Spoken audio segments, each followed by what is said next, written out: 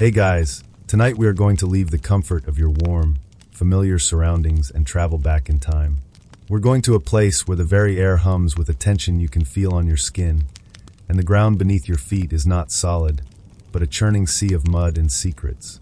You're about to become a foot soldier on the Western Front, circa 1916. You can feel the rough wool of the uniform against your neck, the surprising weight of the rifle in your hands, and the chill that has nothing to do with the weather. It's a journey into a world carved from the earth itself, a world of waiting, watching, and enduring. And let's be brutally honest for a moment. Statistically, you probably won't survive this, especially if you're a junior officer with that shiny new uniform. So, before you get comfortable, take a moment to like the video and subscribe, but only if you genuinely enjoy what I do here. And for a bit of fun, post your city and what time it is for you in the comments below. It's always fascinating to see where everyone is listening from. Now dim the lights, maybe turn on a fan for that soft background hum, and let's ease into tonight's journey together. The last leg of the journey isn't on a train or even a rumbling truck. It's on foot. You and a line of other new arrivals, shadows moving through a moonless night, follow a silent guide who seems to navigate by instinct alone. The path is a churned-up mess of mud, but that word doesn't do it justice. It's a landscape that has been systematically destroyed and then turned into a swamp by weather and the passage of thousands of boots. You walk on duckboards, wooden slats wired together, but they are often broken, tilting precariously into shell holes filled with stagnant, rainbow-sheened water. A misstep doesn't just mean a wet foot. It means sinking to your knee in a thick, cold slurry that seems reluctant to let you go. The sounds of the world you knew have faded, replaced by a new, constant symphony. It's a low, guttural rumble that you feel in your chest more than you hear with your ears. It's the sound of distant artillery, a sound that will soon become the backdrop to your every waking and sleeping moment. Occasionally, a brilliant white flare arcs across the sky miles ahead, momentarily etching the landscape in stark, ghostly detail before plunging you back into a deeper darkness, your night vision ruined for a few precious seconds. With each step, the air grows heavier, thicker. It carries a smell you've never encountered before, and one your brain struggles to categorize. It's a layered, complex perfume of decay. There's the earthy, metallic scent of wet soil and rust, but underneath it is the cloying sweetness of rot, the sharp, chemical tang of chloride of lime used as a disinfectant, and the faint, unmistakable odor of unwashed men, stale tobacco, and cooking grease. It's the smell of a crowded, unsanitary place that can never be truly cleaned. Your guide, a man whose face you can't quite make out in the gloom, finally stops. He gestures towards a narrow slit in the earth, a dark wound in the landscape. "Welcome home," he says, his voice devoid of any irony. "This is it, the front line." You take a breath and step down, and the world changes completely. The open, albeit terrifying, landscape is gone.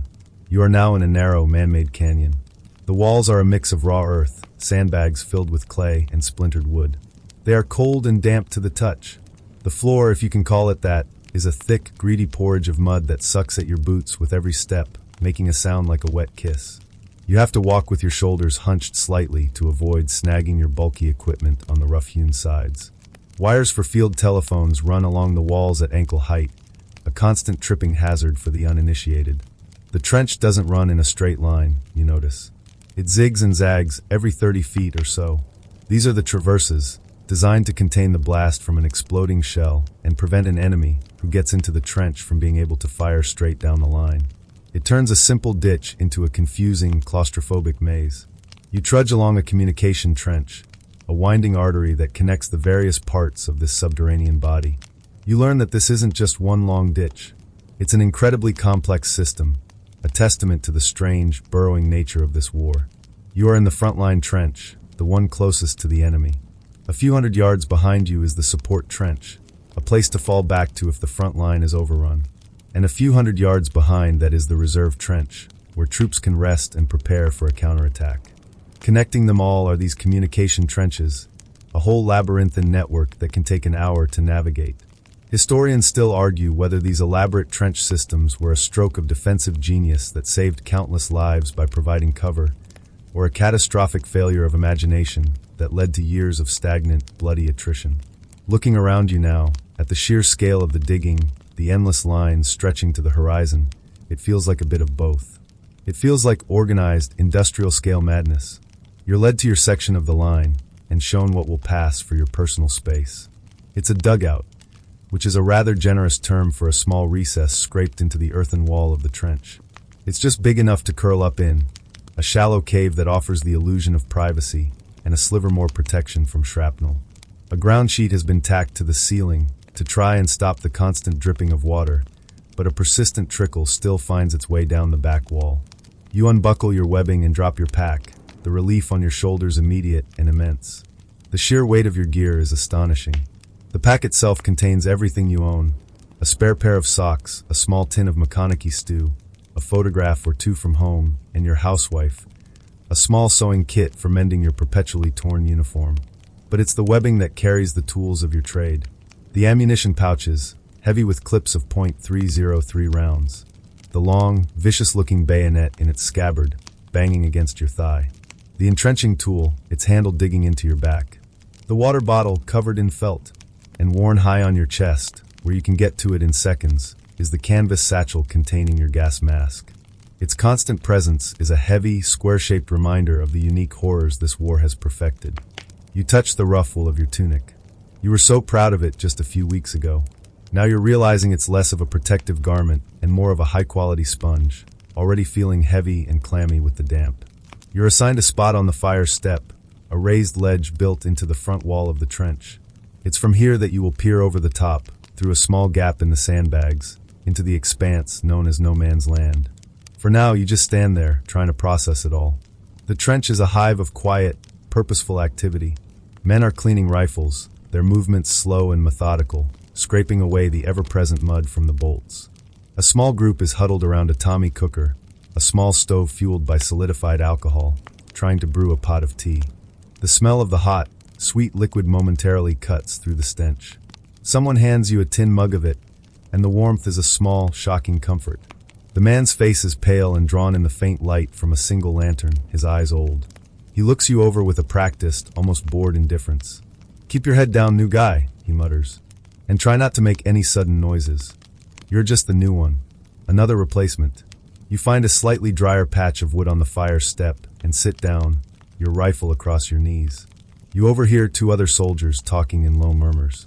One is complaining about his feet, how he can't feel his toes anymore. The other claps him on the shoulder, not unkindly. "Could be worse," he says with a grim smile. "Could be a blighty one, a blighty wound." It's a piece of slang you've already picked up, a concept both terrifying and strangely desirable. An injury serious enough to get you sent home to Britain, but not so serious that it maims you for life. To hope for injury as a way out. The thought is deeply unsettling. The initial adrenaline of arrival is beginning to wear off, replaced by a profound, bone-deep weariness. The constant low rumble of the guns continues, punctuated by the sharp crack of a sniper's rifle somewhere down the line, followed by a curse. Nobody seems particularly alarmed. It's just part of the ambience. You lean your head back against the damp earth of your new home. It's not glorious. It's not heroic. It's a cold, wet, stinking ditch. You think about your bed back home, with its clean sheets and soft pillow. It feels like a memory from another person's life. Here, comfort is a dry pair of socks, and luxury is a hot cup of tea. You close your eyes for a moment, listening to the strange, terrifying lullaby of the front line, and wonder how on earth you are going to get through the night, let alone the rest of the war. You don't so much wake up as you surface. There's no gentle transition from sleep to consciousness here. One moment you are lost in a shallow, uncomfortable doze, your body contorted in the cramped space of your dugout, and the next you are awake. Instantly, what wakes you is not a sound, but a hand on your shoulder and a low, urgent whisper. Stand to. The darkness is still absolute, but a different kind of cold has set in. This is the deep, penetrating chill that comes just before dawn, and it feels as if it's seeping directly into your bones. You unfold your stiff limbs, your joints protesting with a series of quiet clicks and groans. Your greatcoat is heavy with damp, and every muscle aches from yesterday's labor and the hard, uneven earth that served as your mattress. You grab your rifle. It's cold and slick with condensation. You check the breech out of instinct, ensuring it's clear of mud, and stumble out into the main trench. All up and down the line, shadows are doing the same, a silent, synchronized ritual of tired men. You climb onto the fire step, the wet wood groaning under your weight. You find your position, resting your rifle on the sodden sandbags of the parapet. You peer through your loophole, the small gap that is your only window onto the world. And then you wait. This is stand to arms, a core tenet of trench life. It is the time, at dawn and again at dusk, when an attack is most likely. For a full hour, every single man who is able, from the lowest private to the company commander, stands ready, staring into the darkness, bayonet fixed. The silence that follows the initial shuffling is unnerving. It's a heavy, expectant silence, filled with the unspoken tension of 100 men straining their ears for any sound from the German lines, just a few hundred yards away. You hear the scuttling of a rat nearby, the drip drip drip of water somewhere down the line, the soft cough of the man next to you, quickly suppressed. Your own breathing seems unnaturally loud. As the sky begins to lighten, turning from inky black to a bruised purple-gray, the landscape of no man's land slowly resolves itself into view. It is a place of profound and terrible ugliness. A blasted, skeletal world of craters, shattered tree stumps that look like accusing fingers, and the looping, tangled nests of barbed wire. There are dark, lumpy shapes out there that your mind shies away from identifying. And then, as if on cue, the morning hate begins. It's not a full-scale bombardment, nothing so organized. It's more like the two armies are grudgingly waking up and clearing their throats. A German machine gun will stutter to life, sending a stream of bullets cracking high over your head. In response, one of your own Vickers guns will answer with its own distinctive, rhythmic thumping. A lone mortar shell will arc lazily through the air, landing with a crump somewhere in the rear. It's a daily, almost casual exchange of unpleasantries, a kind of lethal routine. It's probably the worst alarm clock in human history, but after a few days, you barely notice it unless it lands close. Finally, a voice calls down the line. Stand down. The collective release of tension is a physical thing, a sigh that runs the length of the trench. You can feel your shoulders, which you didn't even realize were bunched up around your ears, begin to relax. It's time for breakfast. This consists of a slice of bully beef, a tinned corned beef that has a strange, gelatinous texture, and a few rock-hard army biscuits. You learn quickly to break the biscuits up and soak them in your tea to make them remotely chewable. Trying to bite one directly is a good way to lose a tooth. The tea itself is the one saving grace. It's strong, sweet, and brewed in a petrol tin that gives it a faint, but not entirely unpleasant metallic tang. It's hot, and for a few minutes, you can feel a warmth spreading through your chest that isn't from fear. With breakfast over, the day's work begins. You are now beginning to understand the great central truth of trench warfare. It is an existence defined by 99% boredom and 1% sheer terror. The romantic notions of charging the enemy have been replaced by the mundane reality of endless, back-breaking labor. Your new foe is not the German soldier you can't see, but the trench itself. It is a living thing, constantly trying to collapse, to fill with water, to decay. And your job is to fight that decay. You are handed a shovel and put on a work party. For hours you dig. You fill sandbags with wet clay, the canvas becoming heavy and slimy in your hands. You stack them on the parapet, replacing bags that have been shredded by shrapnel or have simply rotted away. Then you're sent to a section where the trench wall has slumped, and you have to shore it up with new timbers and sheets of corrugated iron. It is Sisyphean work. You fix a section, and a few days later a shell will land and undo all your effort in a single, violent second. Sometimes the task is pumping. You stand on a sump board at the lowest point of the trench, operating a crude, hand-cranked pump for hours on end, sending a pathetic stream of foul-smelling water arching over the back of the trench. It achieves very little. The mud remains. Historians still argue whether the rigid daily routine was a vital psychological scaffold that kept men sane by giving them purpose, or if it was simply another dehumanizing element of industrial warfare that ground down their spirits. As you heave another heavy, dripping sandbag into place, you suspect it's the latter. You feel less like a soldier and more like a laborer in the world's most dangerous construction project. The boredom is a thick, heavy blanket, but it is punctured by moments of heart-stopping fear. There's the distinct, sharp crack of a sniper's rifle. It's a sound different from the general firing. It's personal. It's aimed. You learn to never raise your head above the parapet, not even for a second. You see a man further down the line, a new arrival like yourself, carelessly peer over the top for a look. He doesn't shout or cry out. He just crumples, sliding silently down the trench wall, leaving a dark stain on the sandbags. The casual, instantaneous nature of it is what chills you most. Later, you become a connoisseur of incoming shells. You learn to distinguish the high-pitched whistle of a whiz-bang, a small caliber shell fired from close range that gives you almost no warning, from the deeper, freight train rumble of a heavy howitzer shell. With the big ones, you can hear them coming for what feels like an eternity, a rising crescendo of noise that makes you flatten yourself against the trench wall, praying it isn't meant for you. The waiting is the worst part. In the long, empty hours of the afternoon, you try to find ways to fight off the gnawing monotony. You might be assigned sentry duty, which involves 2 hours of standing on the fire step, staring through a periscope or a small steel loophole at the enemy line. You stare so long that the broken landscape starts to play tricks on you. A piece of fluttering rag on the wire becomes a man trying to sneak across. A shadow shifting in a crater looks like an enemy patrol. Most of the time, it's nothing, but you must remain vigilant. When not on duty, you write letters home. The paper is flimsy and your pencil is blunt, but it's a vital link to another reality. You describe the weather, you ask about the harvest, you say you are well. You don't, and can't, describe the reality of this place. How could you? Other men gamble, playing endless games of cards, or a dice game called Crown and Anchor on an upturned box. And some, in the quiet moments, engage in a unique form of folk art. You watch a veteran take a spent brass shell casing and a nail. For an hour, he sits, patiently tapping the nail with the back of a bayonet, stippling an intricate pattern of flowers onto the casing. He is turning an instrument of death into an object of strange beauty. This is trench art, a small act of creation in a world of total destruction. It is a way of reclaiming a tiny piece of your humanity. As dusk begins to fall, the cycle completes itself. The call for stand to comes again. You climb back onto the fire step, rifle in hand, and watch the world fade back into shades of gray. Another day is done. Nothing has been gained. Nothing has changed. You have survived. And tomorrow, you will do it all again. The stand down from the evening watch doesn't bring the same sense of relief as the morning one. As darkness blankets the landscape, a new kind of vigilance is required.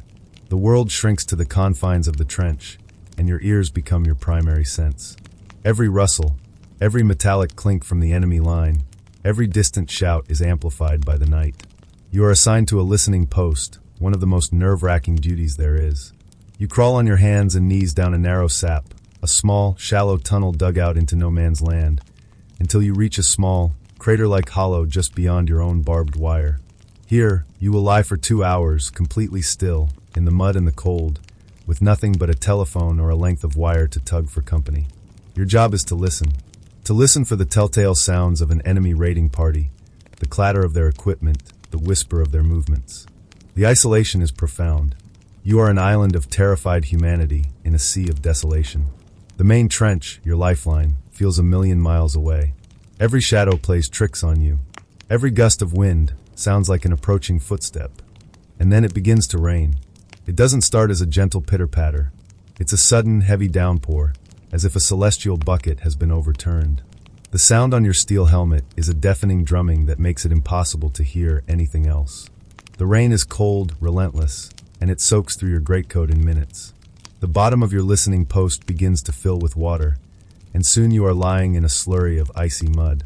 When your time is finally up, and you crawl back to the relative safety of the front line, you are drenched to the skin, shivering uncontrollably. But there is no escape. The rain is falling on everyone. It turns the trench floor into a river of thick, glutinous mud, making every movement a struggle. The walls, heavy with water, begin to slump and crumble. The duckboards sink under the weight of passing men, disappearing into the muck. The very world around you seems to be dissolving. This constant battle with water and mud brings into sharp focus your war against a more insidious enemy, filth. The concept of sanitation in the trenches is a grim joke. Latrines are often just a deep pit dug in a side trench, sometimes with a plank or two thrown over it. They are prime targets for enemy shelling, which makes using them a terrifying gamble. Often they overflow in the rain, spilling their contents into the already foul water that sloshes around your ankles. The smell, which was already bad, becomes unbearable. You learn to live in a state of perpetual uncleanliness. Washing is a luxury. A full-body wash is a distant memory, something that might happen weeks from now when you are finally rotated out of the line. The daily ritual consists of half a mess tin of cold water, used to shave and perhaps wash your face and hands. Shaving is considered important for discipline, and also helps in getting a good seal on your gas mask, so it's a small piece of normalcy you cling to. But you always feel dirty. A layer of greasy, gritty grime covers everything, including your skin. It's in this environment of damp and dirt that you meet the trench's two most ubiquitous residents. The first are the lice. They are everywhere. They live in the seams of your uniform, in your hair, in your bedding. They are a constant, maddening torment. The itching is relentless, driving some men to distraction. You see veterans sitting with their shirts off, even in the cold, running a lit candle along the seams. You hear a tiny popping sound as the flame touches the lice and their eggs. This is called chatting, and it's a social ritual born of shared misery. It provides only temporary relief.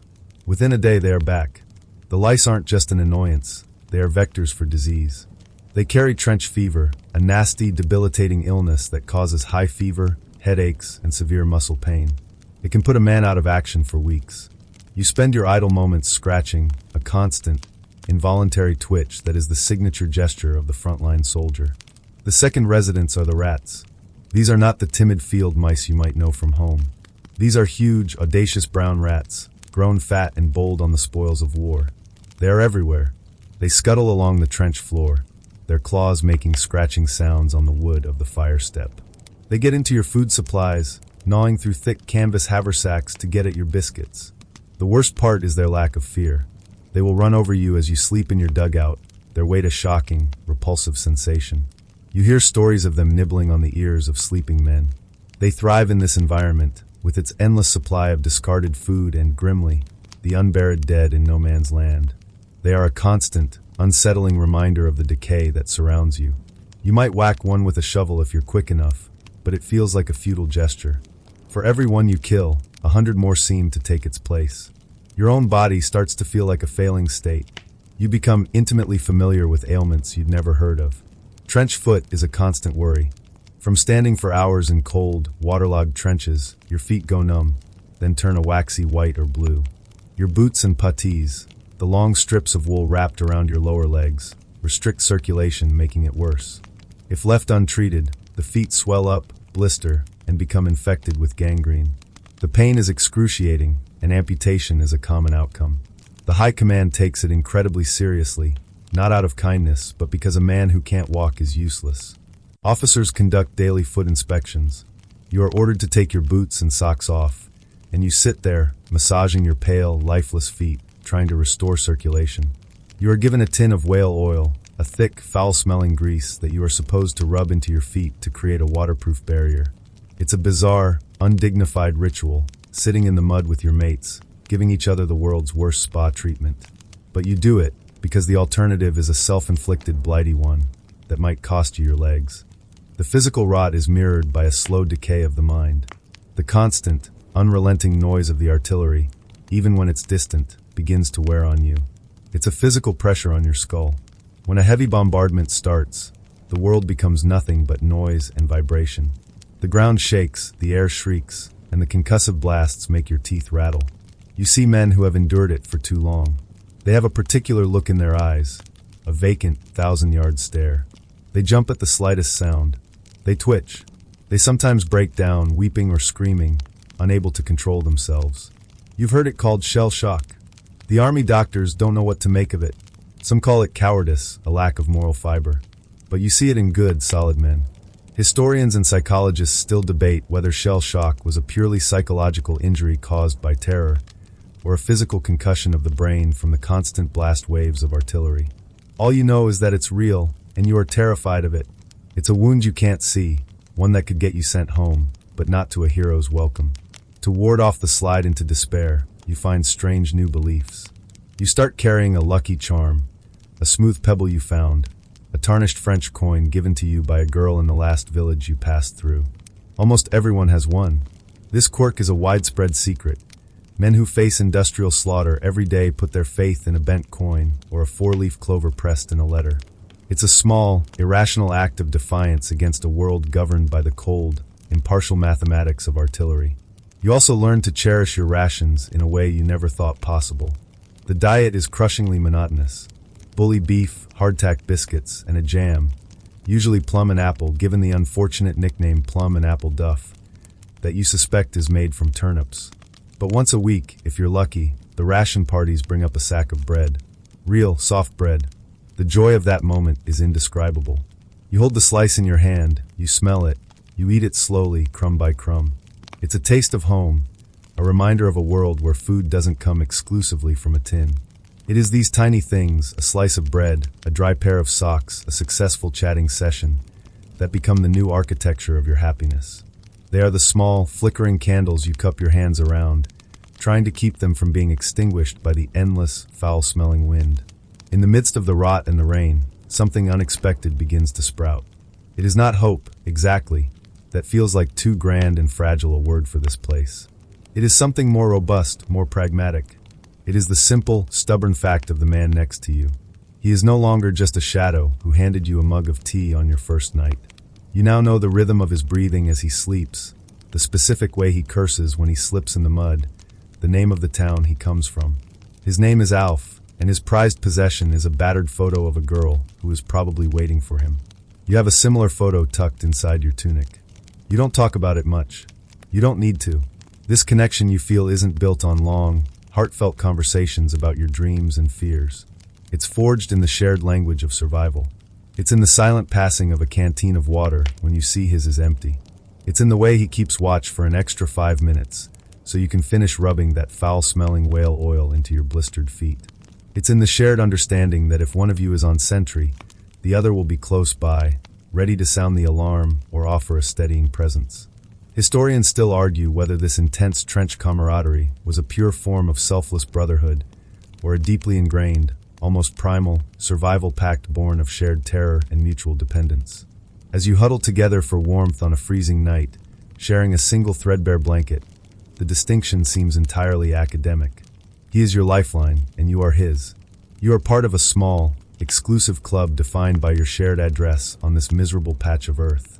You are a section, a platoon, a company. You are a unit, in the truest sense of the word. This bond finds its most common expression in a very particular brand of humor. It's a dark, cynical gallows humor that would horrify the folks back home. But here, it's as vital as your rifle. It is a shield. You hear a shell explode just behind your trench with a deafening crump, sending a shower of earth raining down. After a moment of ringing silence, someone down the line shouts, "Jerry's trying to deliver the mail," and a ripple of weary laughter follows. You learn to make jokes about the food. The bully beef becomes embalmed beef, and the hardtack biscuits are sheet iron. When a particularly watery batch of stew comes around, Alf nudges you and whispers, "Excellent soup today, if you can find the vegetable they've boiled the water with." It's not about finding anything genuinely funny. It's about refusing to let the misery win. It's about looking the absurdity of your situation directly in the eye and laughing at it.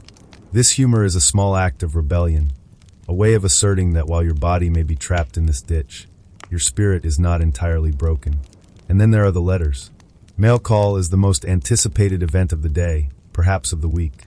The arrival of the mail corporal, a bag slung over his shoulder, causes a stir of excitement that no stand-to or ration call ever could. He moves down the trench, calling out names, and for a few lucky men, he hands over a small, precious bundle of paper. When your name is called, your heart gives a little jump. You take the letter, your hands clumsy with mud and cold, and you find a quiet corner of your dugout to read it. The flimsy paper is a portal to another universe. As you read the familiar handwriting, the trench dissolves around you. You are no longer here. You are home, sitting in the kitchen, listening to your mother complain about the price of eggs. You are walking down a lane with your sweetheart, the scent of grass in the air. You can almost feel the warmth of the sun, taste the clean water. For 10 minutes, you are a person again, not just a soldier.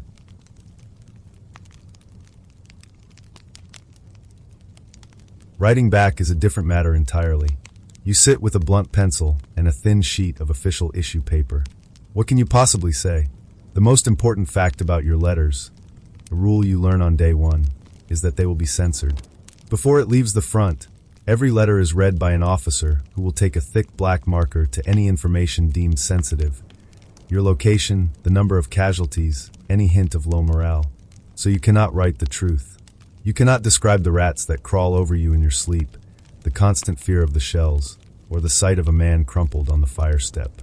To do so would be to have your letter butchered, and worse, to bring the horror of this place into the world you are trying to preserve in your memory. So you lie. You write, I am well. The food is quite good and the work is hard but fine. We are giving Jerry what for.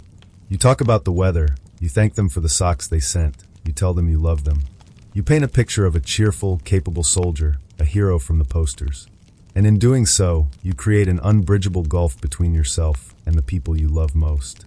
They can never understand your reality, and you are completely alone with it. One afternoon, a man comes down the line passing out a few smudged, ink-stained sheets of paper. It's a copy of a trench newspaper.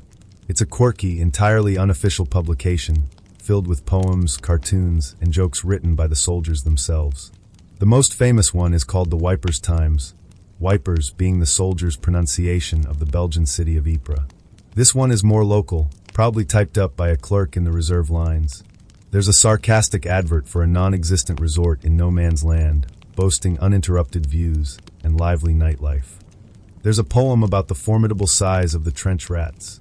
You see a cartoon of a fat, be-monocled General Miles behind the line, pointing at a map and saying, "Simply push here and the whole line will collapse."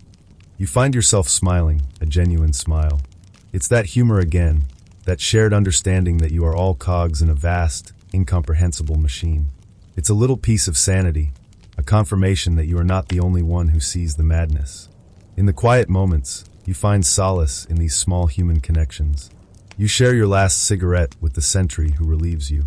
You listen as another man quietly plays a tune on a harmonica, the sad, reedy notes hanging in the damp air.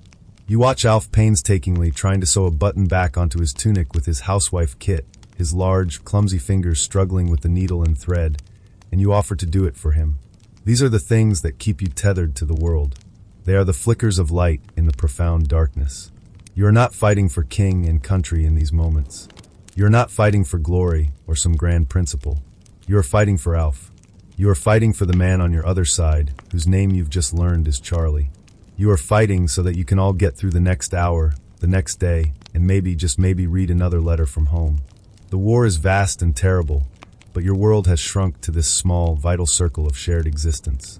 The rumors start as a whisper, a change in the air more palpable than a shift in the wind. They trickle down from the rear echelons, passed from a staff officer to a company commander, from the commander to a sergeant, and then they spread like a contagion through the trench. The big push, a general advance. At first, you dismiss it as just another latrine rumor, the baseless gossip that is the trench's main form of entertainment. But then, the signs become undeniable. Huge stockpiles of shells appear in dumps just behind the lines, mountains of brass and steel that gleam dully in the rain. New units, fresh-faced and clean, are seen marching up the communication trenches, their presence crowding your already cramped world. And then the ration parties arrive with something other than bully beef and biscuits.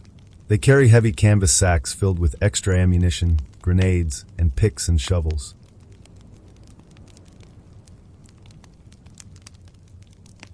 The day before, your sergeant gathers your section. His face is grim, his usual cynical humor gone. He tells you it's on. Tomorrow morning. The objective is the German front line, then the support line, then a small, shattered wood on the horizon.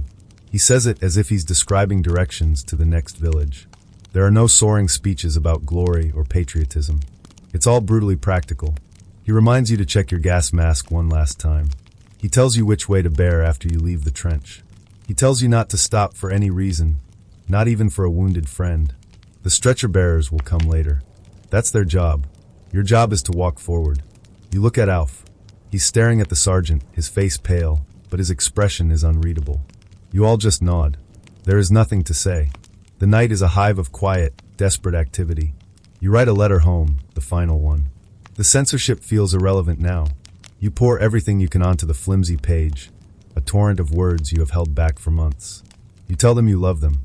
You tell them you're proud to have been their son, their brother, their sweetheart. You try to seal the envelope, but your hands are shaking. Alf sees you struggling and takes it, folding it neatly, his own hands surprisingly steady. He has already written his. You trade letters. If I don't. He starts, but he doesn't need to finish. I'll make sure she gets it, you say, tucking his letter into your breast pocket. He does the same with yours. It's the ultimate pact of camaraderie, a final act of trust. An hour before dawn, the rum ration is issued. A sergeant comes down the line with a stone jug and pours a generous measure of dark, potent navy rum into each man's tin cup. The fiery liquid burns its way down your throat, a welcome warmth that spreads through your chest and out to your numb fingers. It doesn't make you brave, but it dulls the sharp edges of your fear, wrapping your mind in a thin, protective layer of cotton wool. Historians and sociologists still debate the role of the rum ration. Was it a vital tool for morale that gave men the Dutch courage needed to face the impossible? Or was it a cynical tool of manipulation, drugging soldiers just enough to ensure they would obey the order to climb out of the trench? As you feel the buzz take hold, you don't care about the ethics. You are simply grateful for the brief, artificial peace it brings. And then the bombardment starts. It is unlike any artillery you have heard before. It is not the casual morning hate or the sporadic shelling of a normal day. This is the sound of 1,000 guns, a continuous, rolling thunder that is not so much a sound as it is a physical force. The ground heaves and shakes. The air itself seems to turn solid, pressing in on you, vibrating in your bones. Dust and dirt rain down from the roof of your dugout. You huddle there, trying to make yourself small, as the world is torn apart just a few hundred yards in front of you. This is the creeping barrage, a mainstream tactic of the war. The idea is that the curtain of shells will advance slowly, just ahead of you, keeping the enemy's heads down and destroying their barbed wire and machine gun nests. You are supposed to follow it as closely as possible, to lean into the barrage, so that when it lifts, you are already upon the enemy trench before they have time to react. In theory, it is a brilliant plan. Then, with a suddenness that is more shocking than the noise itself, it stops. The silence that follows is absolute and profound. It is the loudest thing you have ever heard. In this silent void, you can hear your own heart hammering against your ribs. You can hear the man next to you taking a sharp, ragged breath. You see your platoon officer, a young man with a ridiculously thin mustache, look at his wristwatch. He blows his whistle. The sound is shrill, thin, and utterly pathetic against the memory of the guns. But it is the sound you have been waiting for. It is the signal. This is the moment. The one you have had nightmares about. The one you have pushed to the back of your mind. It's happening. Slowly, stiffly, you and the men around you begin to move. There is no triumphant charge. There is no battle cry. There is only the clumsy, awkward scramble of heavily laden men. You climb onto the fire step. You place your hands on the wet sandbags of the parapet. You heave yourself up and over, your entrenching tools snagging for a moment on a loose strand of wire. And then you are out. You are standing in the open, under a vast gray sky. You are in no man's land, and it is the most surreal place you have ever been. It is a landscape from a nightmare, churned into a sea of mud and overlapping shell craters. The ground is soft and treacherous, sucking at your boots with every step. You move forward as you were told, in a slow, deliberate walk. It feels like you are walking at the bottom of an ocean of noise. The enemy machine guns have opened up, a frantic, hammering sound that sides through the air. You can hear the crack and whiz of the bullets passing by your head. You don't run. You can't. You are carrying too much weight, and the ground is too broken. You just walk, your head down, your rifle held at a low port. You feel strangely detached, as if you are watching yourself in a dream. You see men fall. They don't scream or flail. They just stumble and collapse, like puppets whose strings have been cut. They disappear into the mud. You remember the sergeant's words, "Don't stop." So you don't. You keep walking. You glance to your side. Alf is there, a few feet away, walking with the same determined, plodding gait. His helmet is slightly askew. He catches your eye and gives a small, almost imperceptible nod. The simple gesture is a rock in a churning sea. But then, you see him jolt, as if he's been punched hard in the chest. He stumbles, takes one more step, and then kneels slowly, almost gracefully, before falling face down into a crater. His rifle clatters beside him. You stop. For a single, frozen second, you stop. The letter in your pocket feels like a lead weight. "Don't stop," the voice in your head screams. You turn your face forward, and you keep walking. You are alone now. You are just a single, small figure walking through hell. The German trench is still 100 yards away, a lifetime away. You don't know if you will make it. You don't know if you will live to see the next minute. All you know is the mud on your boots, the weight of your rifle, the cold in your gut, and the simple, terrible instruction that has become your entire world: walk forward. What it was like to be an actor at Shakespeare's Globe Theatre. The first thing you notice is the cold. Not a biting, aggressive winter cold, but the deep, damp chill of a London morning before the sun has decided to show up for work. There is no gentle alarm, no soft music to ease you into the day. Your alarm clock is a dull ache in your lower back from the lumpy straw mattress and the distant, insistent crowing of a rooster who seems personally offended by the lingering darkness.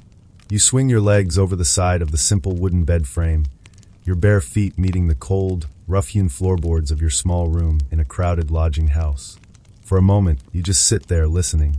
The city is a sleeping giant, but one that snores. You can hear the gentle creak of the timber-framed building as it settles, the faint, rhythmic lapping of the Thames against a distant shore, and the scuttling of a mouse who is, presumably, also getting an early start to his day. Time to become a player. You dress not in finery, but in practical wool and linen. A simple shirt, breeches, and thick stockings that you have to tie on with garters. It's a slow, deliberate process in the near darkness, your fingers still stiff with sleep. You glance at the small, leaded glass window. The sky is a deep, bruised purple, not yet gray. Historians still debate just how early an actor's day truly began, but for you, it begins now, in the quiet solitude of a city that has not yet remembered its own noise. Opening your door, you step into the narrow, shadowed hallway. The air here is thick with the smells of other sleeping bodies, stale beer from the tavern downstairs, and the faint, ever-present aroma of wood smoke that clings to everything and everyone. You move quietly, not out of courtesy, but out of a shared, unspoken understanding among the city's early risers. Make no sudden movements, draw no attention. Then, you are outside. The air hits you with a fresh wave of cold, but it's laced with a complex bouquet of aromas that only Elizabethan London can provide. First, the damp earth and the slick, ever-present mud. Then, the sharp tang of coal smoke from the few hearths already lit. Beneath it all is the low-tide smell of the river, a brackish, ancient scent. As you begin to walk, your worn leather shoes sinking slightly with each step, you navigate the treacherous terrain of the street. There is no pavement, only a compacted lane of dirt and refuse with a shallow ditch or kennel, running down the center to carry away to carry away everything. You give thanks that it hasn't rained recently, which turns the streets into a truly fragrant, free-range soup. The city is beginning to wake around you. A baker, his face already dusted with a fine layer of flour, nods to you as he unbolts his shop door. The warm, comforting smell of baking bread briefly overpowers everything else, a small moment of pure pleasure in the murky dawn. A lone cart rumbles past, its wooden wheels groaning in protest, carrying produce from the country farms into the city for the morning markets. Your destination lies across the river, on Bankside. This means you must make your way to one of the ferry landings. The Great London Bridge, a marvel of engineering groaning under the weight of houses and shops built directly upon it, is an option for crossing, but the boat is quicker. A ferryman, a wherryman, huddled in a thick cloak, calls out in a low, gravelly voice. For a small fee, he'll row you across the water. You settle onto the simple wooden bench of the small boat. As the ferryman pushes off from the bank, the rhythmic splash of his oars is a soothing, meditative sound. From the middle of the Thames, you have a perfect view of the city's jagged skyline, a chaotic silhouette of church spires and timbered gables against the slowly brightening sky. The water is dark and surprisingly fast-moving. You trail a hand in it for a moment and then think better of it. The river is the city's lifeblood, but it is also its drain. Stepping ashore on the south bank is like entering another world. If the north bank is the heart of commerce and law, Bankside is the city's rowdy, freewheeling playground. It lies outside the direct jurisdiction of the London Lord Mayor and his more puritanical associates, and so it is here that the less savory, more entertaining aspects of life are allowed to flourish. Bear-baiting pits, taverns of ill repute, and most importantly for you, the theaters. And there it is, the Globe. Even in the half-light of dawn, it is an impressive sight. Not beautiful, not elegant, but substantial. A great wooden O, as your company's own playwright calls it. It's a massive, polygonal building, 3 stories high, with a timber frame and walls of plaster and thatch.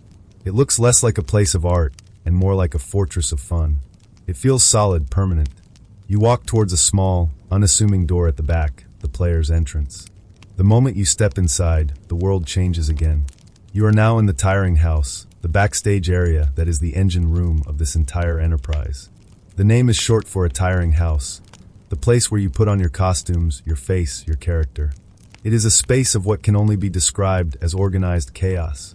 It's surprisingly large, spanning the entire area behind the stage. The air is thick with a whole new collection of smells.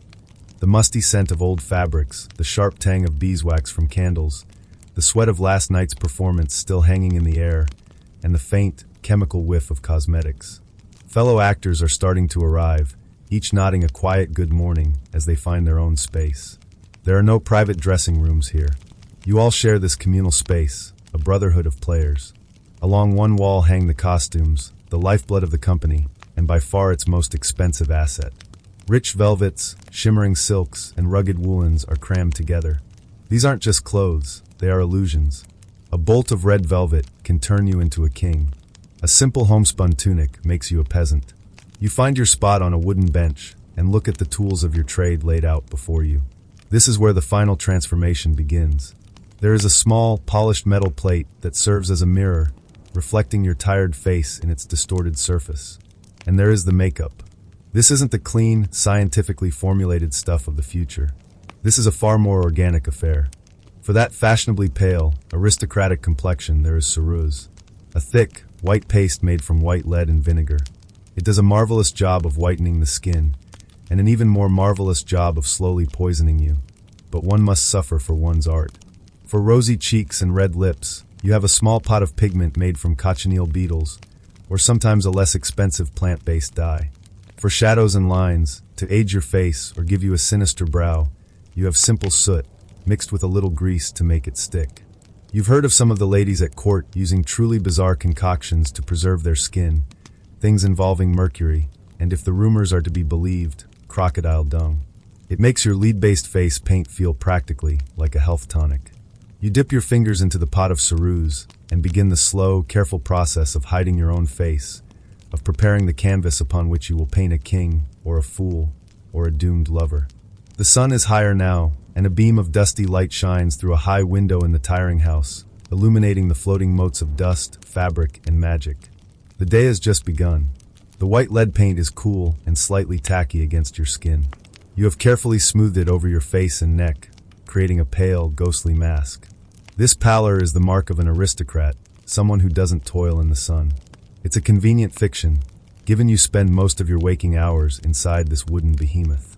Using the sooty grease, you deftly add a line here, a shadow there, transforming your own familiar features into those of the melancholy prince you will become this afternoon. The last touch is the costume. Not yours, of course. It belongs to the company, and it is worth more than you are likely to earn in a year. It's a doublet of black velvet, slashed to reveal a lining of silver silk with matching hose. It's heavy. The weight of the fabric is a constant reminder of its value, a physical manifestation of the character you are about to inhabit. A fellow player helps you with the dozens of tiny buttons and ties. There's a quiet camaraderie in this morning ritual, a shared sense of purpose as you all slowly erase yourselves to make room for others. The bookkeeper, a harried man named Humphrey with an ink stain permanently affixed to his right index finger, bustles through the tiring house. He is the keeper of the play, the prompter, the de facto stage manager, and the man who ensures the right props are in the right hands at the right time. He slaps a rolled-up sheaf of papers into your hand. This is your part. It is not a full script of the play. You have never seen a full script of the play.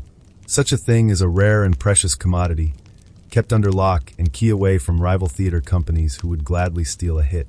Instead, you have this role. It contains only your lines, and before each of your speeches, the last 2 or 3 words of the preceding line, your cue. That is all. You have no idea what the other characters are saying, unless they are saying it directly to you. You must listen, truly listen, for that handful of words that trigger your own speech.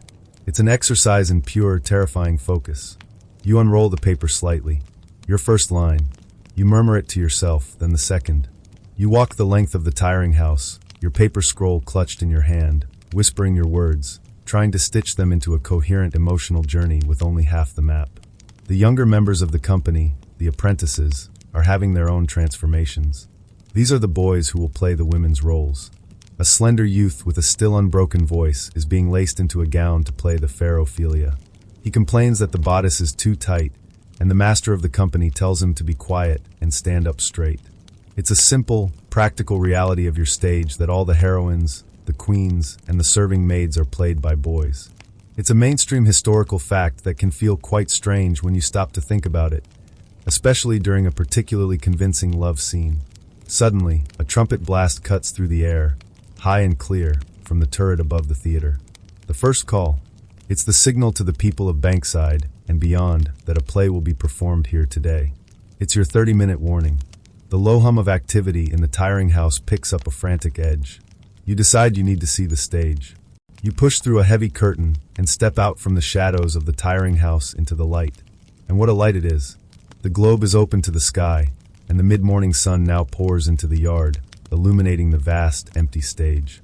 It feels enormous, a bare wooden platform nearly 45 feet wide, jetting out into the very center of the building. This is the apron stage, a place of intimacy and exposure. The floor is rough-sawn planking, still bearing the scuffs and stains of 100 other plays. You walk to the center of it, the heavens high above you, a canopy painted with the sun, the moon, and the stars, supported by two immense pillars that look like they could hold up the world. You stamp a foot, and the sound echoes in the empty space, a hollow boom. Below your feet, is the trapdoor, the entrance to hell, the space beneath the stage from where devils and ghosts can emerge. You look out at the yard, the bare earth where in a few moments hundreds of people will be standing. Then up at the 3 tiers of galleries that encircle the space, their carved wooden railings and empty benches waiting patiently. It is silent, peaceful. For these few minutes, this huge space is all yours. It feels like standing at the bottom of an empty wooden ocean. The second trumpet call. The doors are open. The silence is broken. First come the groundlings. They're called this for a reason, for they stand on the ground. For 1 penny, they get to stand in the yard, the open area right in front of the stage. They are the loudest, the smelliest, and often the most engaged part of your audience. They surge in through the main entrance, a wave of damp wool, sweat, and eagerness. They are apprentices, soldiers, servants, and laborers, all with a precious coin to spend on an afternoon's escape. They jostle for the best positions, leaning their arms up against the edge of the stage, so close you could reach out and touch them. The smell begins to drift up, a heady mix of unwashed bodies, beer, and the garlic they chew to ward off plague. Some are already cracking open the nuts they've bought from a vendor, the shells destined to litter the floor. Then come the gallery folk. For 2 pennies, they get a seat on a bench in one of the covered galleries, safe from the rain should the famously fickle London sky decide to turn. For 3 pennies, they can rent a cushion for that bench, a small but significant luxury. They are merchants, lawyers, clerks, and prosperous artisans with their wives. They are a little more restrained, but no less excited, their chatter a low hum that builds and builds. Finally, the aristocrats. For a much higher price, they can take a seat in the Lord's rooms, the most exclusive boxes set close to the stage. And for the truly wealthy, or the truly vain, there is the most peculiar seating option of all, a stool upon the stage itself. For a hefty fee, a young gallant can sit right there, on the edge of the action, less to see the play and more to be seen by the other 3,000 people in attendance. They preen and adjust their fashionable ruffs, a living, breathing part of the set design. It's a strange and distracting practice, but their money helps pay your wages, so you learn to act around them. The entire process of filling the theater takes less than half an hour. The empty wooden ocean is now a churning sea of humanity. The noise is incredible, a constant roar of chatter, laughter, arguments, and vendors hawking their wares. "Pippins," one cries, selling apples. "Ale," yells another. There is no time for a full rehearsal. The company performs a different play almost every day to keep the crowds coming back. You might quickly run through a sword fight. It's important that neither you nor your esteemed colleague playing Laertes actually gets stabbed. But the lines are your own responsibility. Historians still argue whether the playwright himself, a shareholder in your company, ever directed the plays in the way a modern director would, or if the process was more collaborative and chaotic, with the actors finding their way through the performance on instinct and trust. From where you're standing, it feels decidedly chaotic. You retreat back behind the curtain into the wings. The air in the tiring house is electric now. Through the cracks, you can see the sheer mass of people. 3,000 souls packed shoulder to shoulder, their faces upturned towards the stage. They are bored, they are excited, they are drunk, they are hopeful. And it is your job to hold them all captive for the next 2.5 hours. The third and final trumpet blast sounds. A hush of sorts falls over the crowd. It's not silence, but a quietening of the roar to a low, expectant rumble. You take a deep breath, the lead paint on your face feeling tight. You unroll the top of your paper scroll, find your first cue. From the other side of the stage, An actor steps out and speaks the opening lines. The play has begun. You wait in the shadows, listening for those few magic words that will call you into the light. Your cue comes. A handful of words spoken by another actor from the center of the stage, almost swallowed by the ambient roar, but you were listening for them. They are your key, unlocking the door that holds you in the tiring house. You push through the heavy curtain and step into the light and the noise. For a moment, it's overwhelming. The collective presence of 3,000 people hits you like a physical force. It's a wall of sound, smell, and sight. The faces are a blur, a sea of expressions ranging from slack-jawed fascination to bored indifference. The smell of so many tightly packed bodies, mingled with beer, garlic, and damp wool, is thick enough to taste. The sunlight feels strangely hot on your lead-painted face, and your black velvet doublet instantly begins to feel less like a costume and more like a personal, portable oven. You are standing on a bare stage. There is no painted backdrop of a Danish castle, no elaborate set. A single throne-like chair sits at the back of the stage, and that is all the audience gets to suggest royalty. This is a well-known fact of your theater. The scenery is made of words. It is your job, with nothing but language and your own body, to build the ramparts of Elsinore in the minds of these thousands. You must make them see the bitter cold, feel the oppressive weight of the court, and smell the decay in the state of Denmark. It's a heavy lift, but your playwright has given you very good words to do it with. You deliver your first line. You don't shout, not yet. You pitch your voice to carry, a technique that uses the muscles in your gut, not your throat. It has to fly over the heads of the groundlings leaning on the stage and reach the back benches of the highest gallery. You see a man in the yard take a long swig from a leather bottle. A woman laughs at something her friend has whispered. Two apprentices in the corner are engaged in a quiet shoving match. You are competing with life itself. The audience is a living, breathing character in this play, and not always a well-behaved one. If they like a speech, they will cheer and whistle. If a joke lands, a wave of laughter will ripple through the crowd. But if they are bored, they will let you know. They'll talk amongst themselves, buy another apple, or perhaps offer some friendly, unsolicited advice on your performance. You see a flash of movement in the crowd, and for a second you brace yourself, but it's just a pippin core tossed idly towards the stage. Sometimes it's nutshells, or even a rotten bit of vegetable if they truly dislike you. You learn to perform with a part of your mind always ready to sidestep. As you move through the scene, you are intensely aware of the groundlings. They are so close. You can see the sweat on their brows, the dirt under their fingernails. They rest their elbows on the stage as if it were a tavern bar. This intimacy is both a blessing and a curse. You can speak a line quietly, directly to one of them, drawing them in, making them a confidant. You can lock eyes with a spectator, and for a fleeting moment, the entire, roaring theater disappears, and you are just two people sharing a secret. But they're also dangerously close if things go wrong. You also know that among them are the conny catchers, the pickpockets. These nimble-fingered professionals see the theater not as a place of art, but as a field of rich harvests. They thrive in the crush of the yard, where a man is so engrossed in a sword fight on stage he doesn't feel the light touch at his purse strings. It's a quirky, ever-present cottage industry that flourishes in the shadow of your art. You see a particularly well-dressed merchant suddenly clap a hand to his hip with a look of dawning horror, but the culprit has already melted back into the anonymous mass. The play, for both the victim and the thief, goes on. Acting is a strange, delicate dance. You move and speak in concert with your fellow players, but you are all working from your own partial map, that scroll of cues and lines. You must trust that Laertes will say the words that prompt your angry retort. You must have faith that Gertrude will ask the question for which you have the answer. Historians of the future will debate whether your performances were rigidly set or if you were allowed a degree of improvisation. The truth, you feel, is somewhere in the middle. If an actor drops a line, you learn to feel the shape of the silence and fill it with something that sounds right, a quick invention to guide your partner back to the path. It's a high-wire act performed without a net, based on mutual trust and a shared terror of grinding the entire play to a halt. A cloud passes over the sun. The light on the stage shifts, becoming gray and somber. It is a gift from the heavens, a perfect, accidental lighting cue for this dark scene. You use it, letting the sudden gloom deepen the melancholy in your voice. But just as the sky can give, it can also take away. A sudden gust of wind rattles a loose shutter on the tiring house. From beyond the theater walls, you hear the clang of a blacksmith's hammer and the distant braying of a donkey.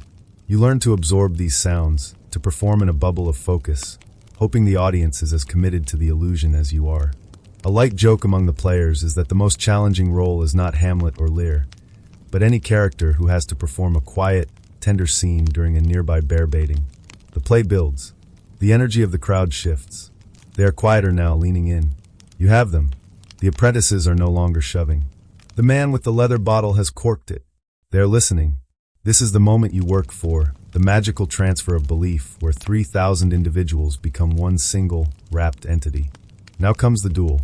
The foils are brought out, the tips blunted but still dangerous. This is not stage combat in the modern sense. It is a fast, athletic, and carefully rehearsed piece of violence. You and the actor playing Laertes have practiced this routine endlessly. Lunge, parry, retreat. Every step, every clash of steel is a part of the choreography. The audience roars its approval. This is what they came for, poetry and blood. From the hut above the stage, the technicians create the soundscape. A roll of a cannonball down a wooden trough creates a rumble of thunder. A small firework is set off with a crackle and a flash to signify the poisoned cup. It's simple but effective. Your breath is coming in ragged gasps now, part of the performance, but also from genuine exertion. Your velvet costume is soaked through with sweat. The final scene is a flurry of death. The queen drinks, Laertes falls, you deliver the final, fatal thrust to the king, and then at last you collapse. You lie on the rough wooden planks, staring up at the painted stars on the underside of the heavens. The play is over. For a few long seconds, a stunned silence holds the theater. Then it erupts. A wave of applause, cheers, and whistles washes over you. It is a sound of pure catharsis. You have guided them through this dark journey, and now they are thanking you for the trip. For a long moment, you simply lie there on the rough planks, the cheers and whistles washing over you in a wave of sound.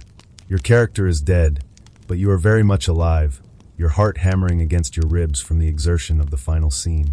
The smell of the stage, a mixture of dust, sweat, and the faint, sulfurous tang of the firework, fills your nostrils.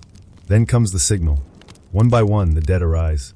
You push yourself to your feet, your knees cracking in protest, and join the rest of the company in a line to take your bow. The applause swells again. The faces in the yard are beaming now, their earlier skepticism forgotten, replaced by a shared sense of release. You all link arms. Then, as is tradition after a tragedy, you give the audience one last gift, a jig. A musician in the gallery strikes up a lively, raucous tune on his viol, and the entire company launches into a rustic, energetic dance. All the sorrow and death of the last 2 hours is wiped away in a flurry of leaps and stomps. It's absurd, going from a tragic demise to a country dance in the span of a minute, but it sends the crowd home happy. You grin through your exhaustion, your feet moving on instinct. The groundlings clap along, their work-weary bodies finding a last burst of energy. Then, as quickly as it began, it is over. You give one final bow and retreat through the curtain back into the welcome chaos of the tiring house. The atmosphere in here has completely transformed. The pre-show tension has evaporated, replaced by a loud, boisterous relief. Actors are congratulating each other, clapping one another on the back. Someone makes a joke about the way the king's crown wobbled when you stabbed him, and a round of laughter echoes through the crowded room. You feel a profound sense of camaraderie, the bond of soldiers who have survived another battle. Your first priority is the costume. You carefully unbutton the black velvet doublet, which now feels as though it weighs 100 pounds and is dripping with sweat. You hand it off to an apprentice, who will be responsible for airing it out and brushing it down. These costumes are the company's crown jewels, and they are treated with more care than some of the junior actors. Next, the face. You find your spot on the bench and look into the polished metal plate that serves as your mirror. The melancholy prince stares back, his pale face streaked with sweat, his dark, sooty eyebrows slightly melted. You take a rag and a pot of grease and begin the slow process of wiping him away. It feels good to scrub at your skin, to remove the heavy, toxic layer of ceruse. Remember that crocodile dung sunscreen the court ladies supposedly use? Some days, you feel you'd rather take your chances with the crocodiles. Wiping off the last of the makeup feels like coming home to yourself. While the players are unwinding, the real business of the day is taking place. The bookkeeper and the company's managers are counting the money. The day's takings are gathered in cloth bags from the different collectors at the entrances. The penny takings from the yard, the 2-penny takings from the galleries, the extra fees for cushions, and the significant sums from the gallants who sat on the stage itself. It all gets piled onto a large table and counted, coin by clinking coin.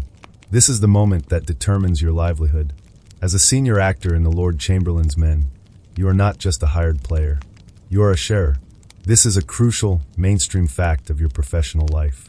Your company is a joint stock venture, and you own a part of it.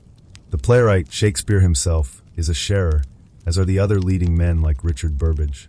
After the housekeepers, the Burbage brothers, who own the Physical Globe Theatre, take their hefty percentage of the gallery takings as rent, and after the daily expenses for hired musicians, props, and any repairs are deducted, the remaining profit is divided among the sharers. You watch the pile of coins grow. Your income is not a fixed weekly wage. It is a direct reflection of your success. A full house for a popular play means a heavy purse. A sparse crowd on a rainy Tuesday for a less popular comedy means a meager payout. It's a life of financial uncertainty, a gamble every single day. Historians will one day debate the exact mechanisms of this daily division of profits, whether it was a meticulously recorded event or a more informal approximation. But for you, it is simply the anxious waiting time between the applause and the payment. Tonight, the piles of coins are high. The house was packed. The bookkeeper finishes his calculations, and you are called over. He counts out your share into a small leather pouch. The weight of it in your hand is satisfying, a solid, tangible reward for the exhaustion in your bones and the ache in your voice. The hired men get their set wage, and the apprentices get their keep and training, but this pouch of silver is your prize. You also know that on some days, for the premiere of a new work, the playwright might have a special arrangement, a benefit performance.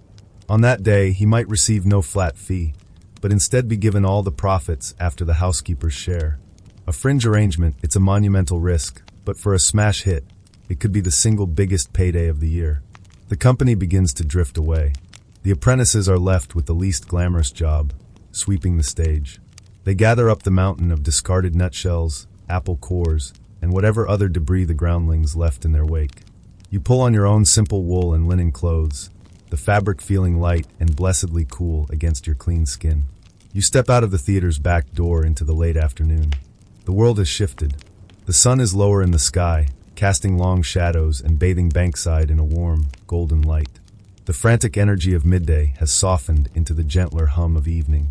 The crowds from the theater have already dispersed into the nearby taverns, their loud voices and laughter spilling out of open doorways. You can hear them arguing over the play's finest points, dissecting your performance over mugs of ale. You make your way back to the riverbank, the familiar path now feeling different at the end of the day. The ferryman recognizes you and gives a nod. "Good show today, master," he grunts, and you thank him. The ride back across the Thames is quiet. The water reflects the oranges and pinks of the setting sun. The London skyline, which was a dark, foreboding silhouette this morning, is now softened by the twilight glow. Back in your lodging, the chill from the floorboards doesn't seem as sharp. You are too tired to feel it. You might have a simple supper of bread, cheese, and a little watered wine, the taste clean and honest after a day of illusion. You sit for a while, just feeling the quiet, the stillness a balm after the sensory assault of the globe. Your body is sore, your voice is rough, but your mind is calm. You have done the work. You have been a prince, you have died, and you have danced.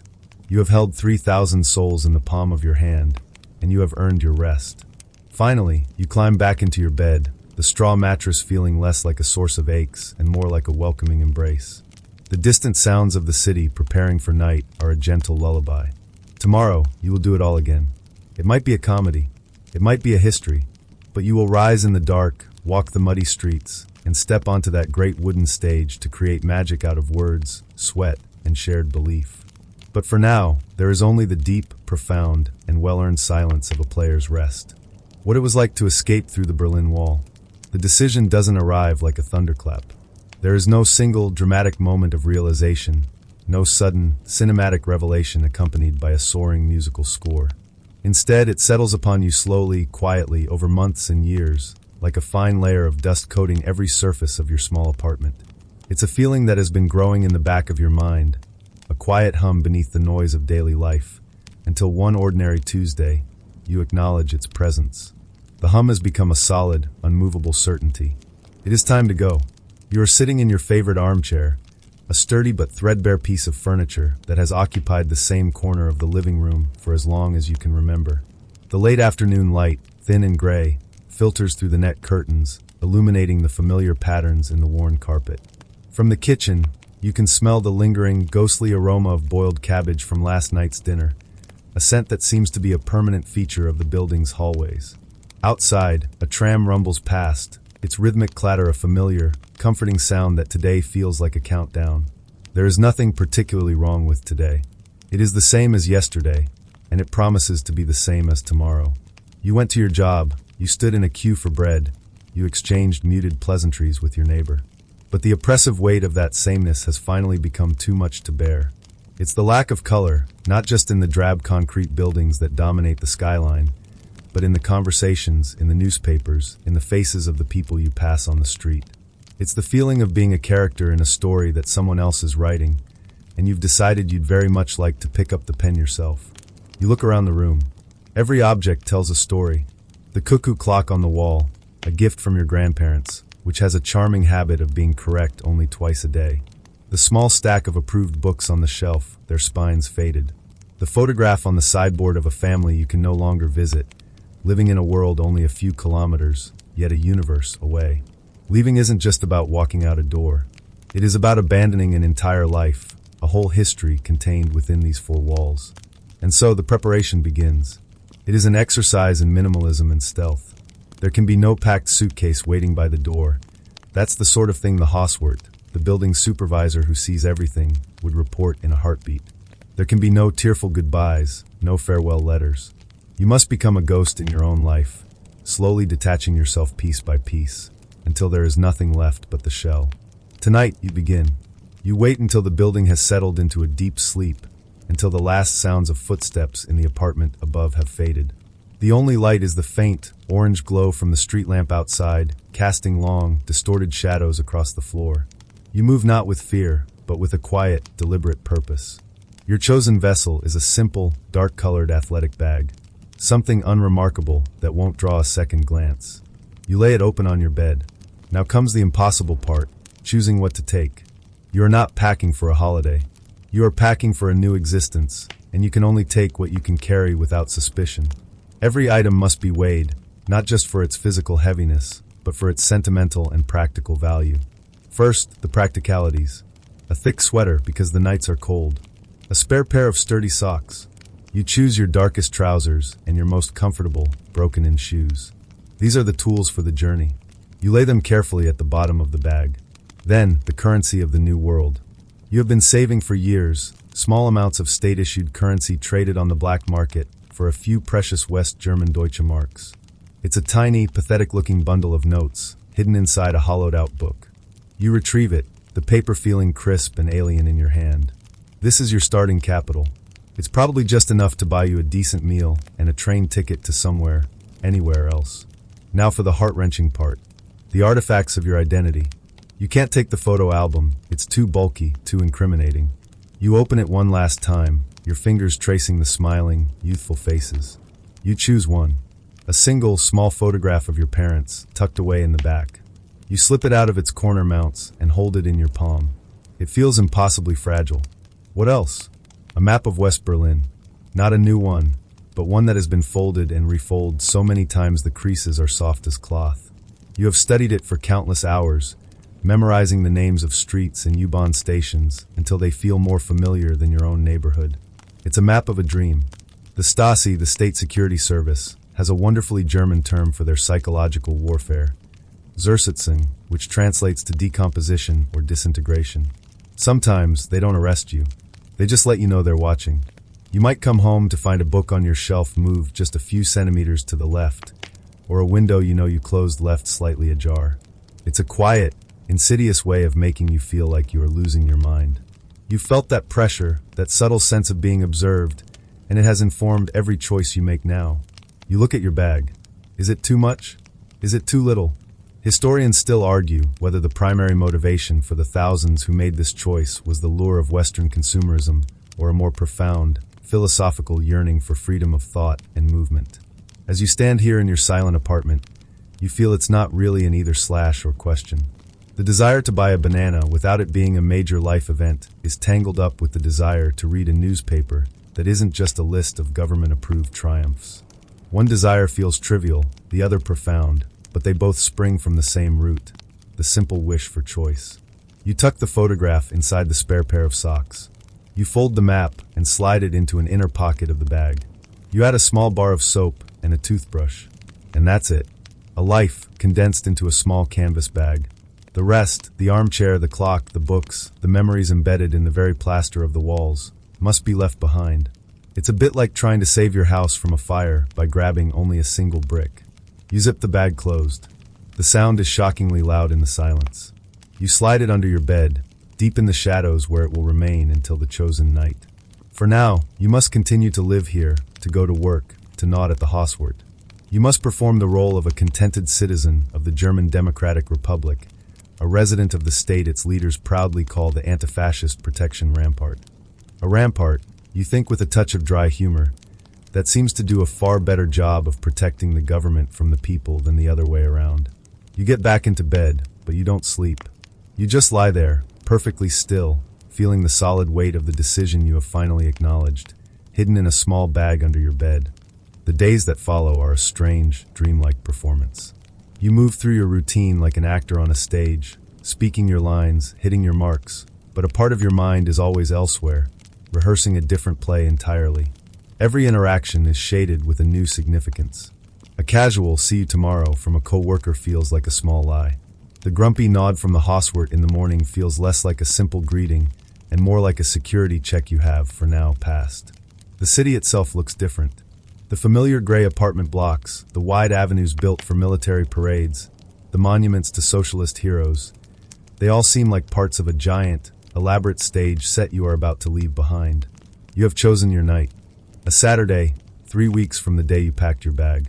The weather forecast, gleaned from a forbidden West German radio broadcast listened to at minimum volume with your ear pressed to the speaker, predicts cloud cover and no moon. A gift of darkness. Waiting is its own special kind of torture. It is a slow, grinding tension that settles in your stomach and makes your food taste like ash. You find yourself becoming hyper-aware of everything. The sound of a car idling outside your building at night, the sudden appearance of a stranger in your usual cafe. Paranoia becomes your constant companion. Finally, the night arrives. It unfolds just like any other Saturday. A quiet dinner of potatoes and sausage, the washing of the single plate and fork. You sit in your threadbare armchair, the one you will never sit in again, and listen to the sounds of the building. The family upstairs is having a loud, cheerful argument. Someone down the hall is playing a sad tune on a piano, the notes muffled and indistinct. These are the last sounds of home. You wait until well after midnight. The piano has gone silent. The argument has resolved itself. The building breathes in a slow, deep rhythm of sleep. You slip out of your chair, your movements slow and deliberate, a mime of normality. You retrieve the bag from under your bed. It feels heavier than you remember. You put on your darkest clothes, layer on the thick sweater. You stand by the door of your apartment, your hand on the knob, and you take one last look around the shadowy room. You are not just leaving a place, you are abandoning a version of yourself. A quiet, obedient version that you have played for years. With a final, silent nod, you turn the knob. The hallway is empty, lit by a single weak bulb that hums with a faint electrical buzz. You descend the stairs, your soft-soled shoes making almost no sound on the worn stone steps.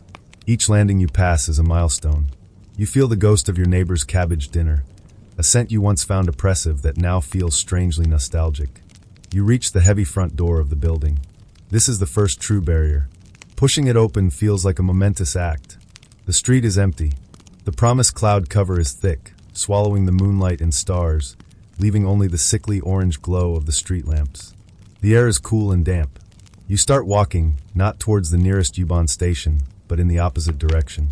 Your route is a zigzag, a deliberately inefficient path designed to look like a late-night stroll, should anyone be watching. You walk with a steady, unhurried pace, your hands in your pockets, the bag slung over your shoulder. You look like someone coming home, not someone leaving forever. East Berlin at this hour is a city of ghosts.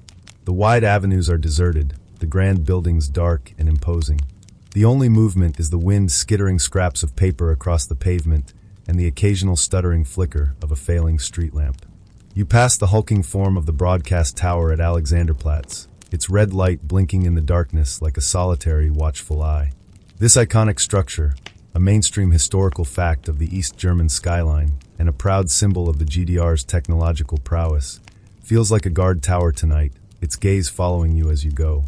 Your destination is a specific, unremarkable section of the border zone, not one of the well-known, heavily guarded checkpoints like Checkpoint Charlie, which are fortresses of concrete and suspicion. You are heading for a quieter, residential area where the wall is just a part of the grim, urban landscape. You have studied your map, the one tucked in your bag, for weeks. You know this route by heart, even though you have never walked it at this time of night. As you get closer to the border, the atmosphere begins to change. The streets become emptier, the silence more profound. There are fewer apartment buildings with lighted windows and more derelict structures, their windows boarded up like blind eyes.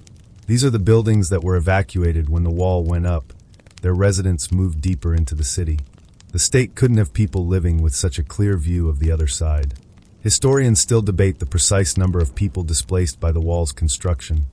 But for you, these silent, empty houses are a stark reminder of the border's brutal intrusion into ordinary life. You see the first, distant sign of it, a tall, concrete watchtower, rising up from behind a row of buildings. It is stark and skeletal against the dark sky. Your heart, which has been beating a steady, nervous rhythm, gives a loud, painful thud against your ribs. You slow your pace, melting into the shadows of a doorway, and you just watch. The tower's searchlight sweeps in a slow, lazy arc, its beam cutting a white path through the darkness. You time its rotation. 23 seconds. A lifetime. Here, you must be careful. Patrols are more frequent. The Volkspolizei, the People's Police, are a constant presence. You hear a sound, the low grumble of an engine, and you press yourself deeper into the shadows. A Trabant, the iconic and famously unreliable East German car, putters past, its two-stroke engine making a sound like a sad lawnmower. It's a police patrol. You hold your breath until it turns a corner and the sound fades, leaving the silence even heavier than before. It's a little joke among citizens that the Trabant's body, made of a cotton and resin composite called Duraplast, makes it a car you can't even rust-proof. It's a silly, quirky tidbit that feels absurdly out of place in this moment of high tension. You continue your walk, a phantom moving through a dead zone.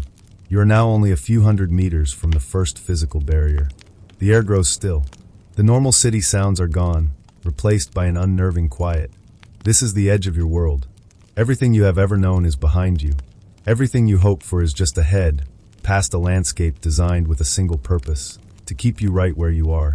You slip into a dark, overgrown garden behind one of the abandoned houses. This is your staging area. From here, you will begin the final, most dangerous part of your journey. You crouch behind a crumbling brick wall, the athletic bag clutched tightly in your hand, and you peer through a gap towards the thing they call the anti-fascist protection rampart. Crouched behind the crumbling garden wall, you finally allow yourself to stop and just breathe. The air here is still and cold, carrying the scent of damp earth and decaying leaves. The adrenaline of your long, silent walk begins to recede, replaced by a cold, sharp clarity.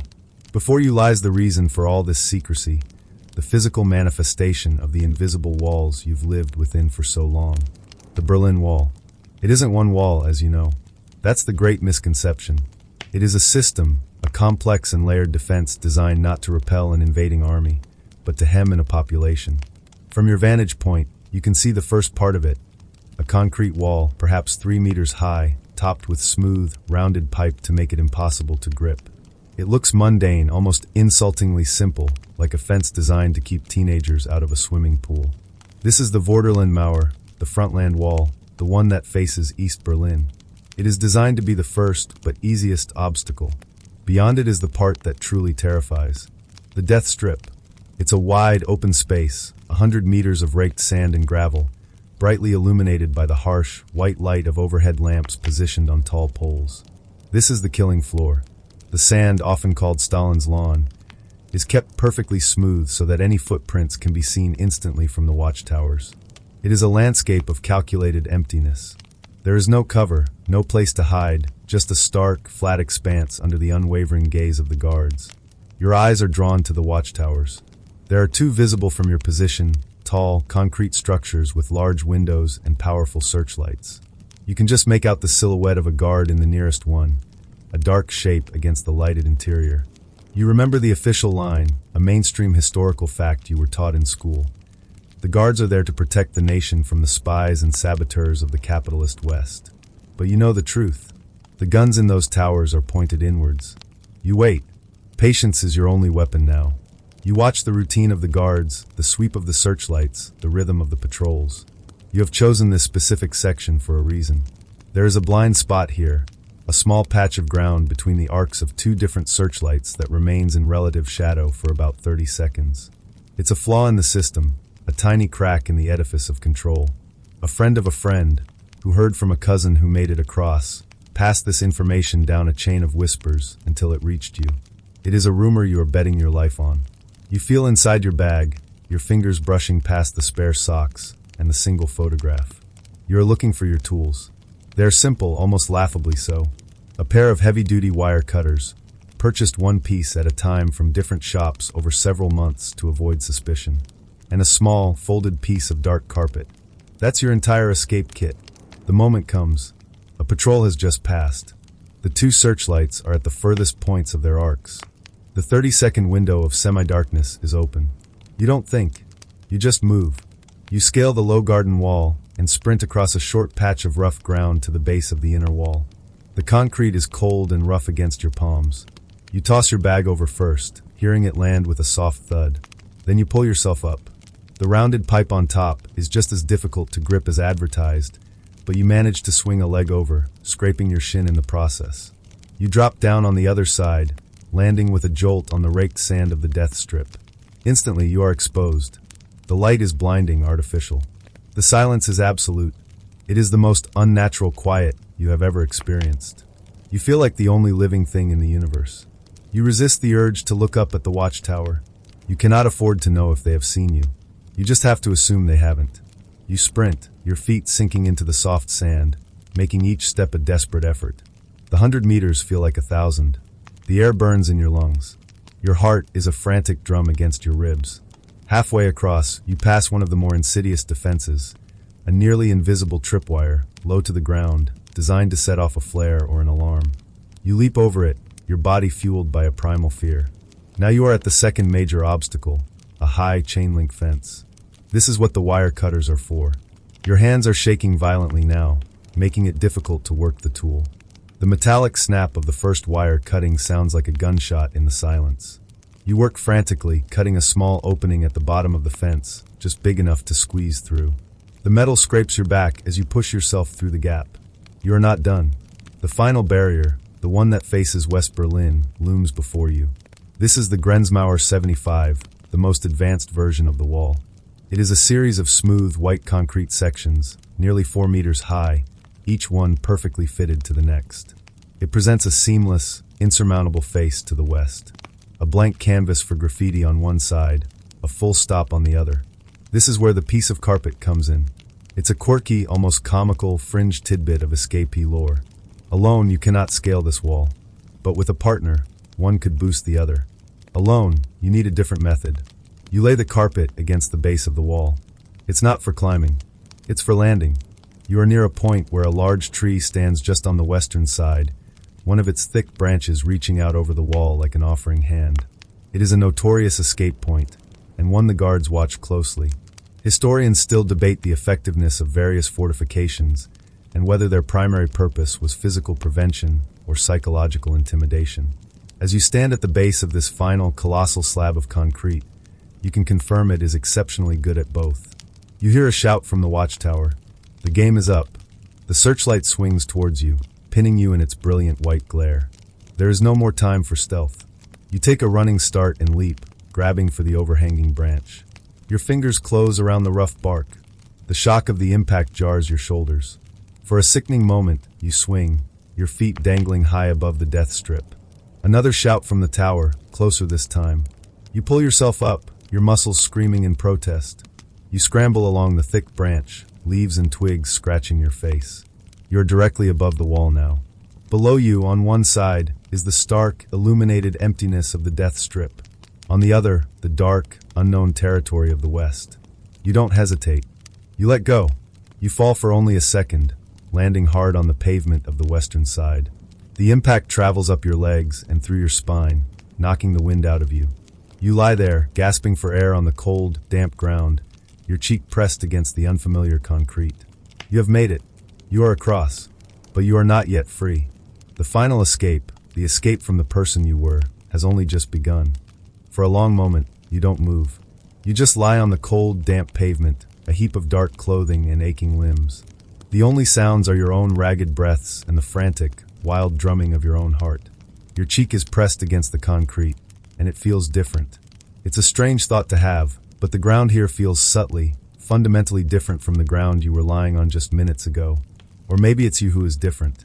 You roll over and sit up, your back pressing against the cold, smooth face of the wall. It is now behind you. The thought is so immense, so overwhelming, that you can't fully process it. You look at your hands. They are scraped and bleeding from the branch, covered in dirt from your desperate scramble. You can still feel the phantom weight of the athletic bag, which you had to abandon on the other side of the chain-link fence. The wire cutters, the spare socks, the bar of soap, they are all gone. All you have left is the single photograph tucked deep in your pocket. The street you are on is dark and quiet. It's a residential side street, lined with parked cars that look strangely sleek and prosperous.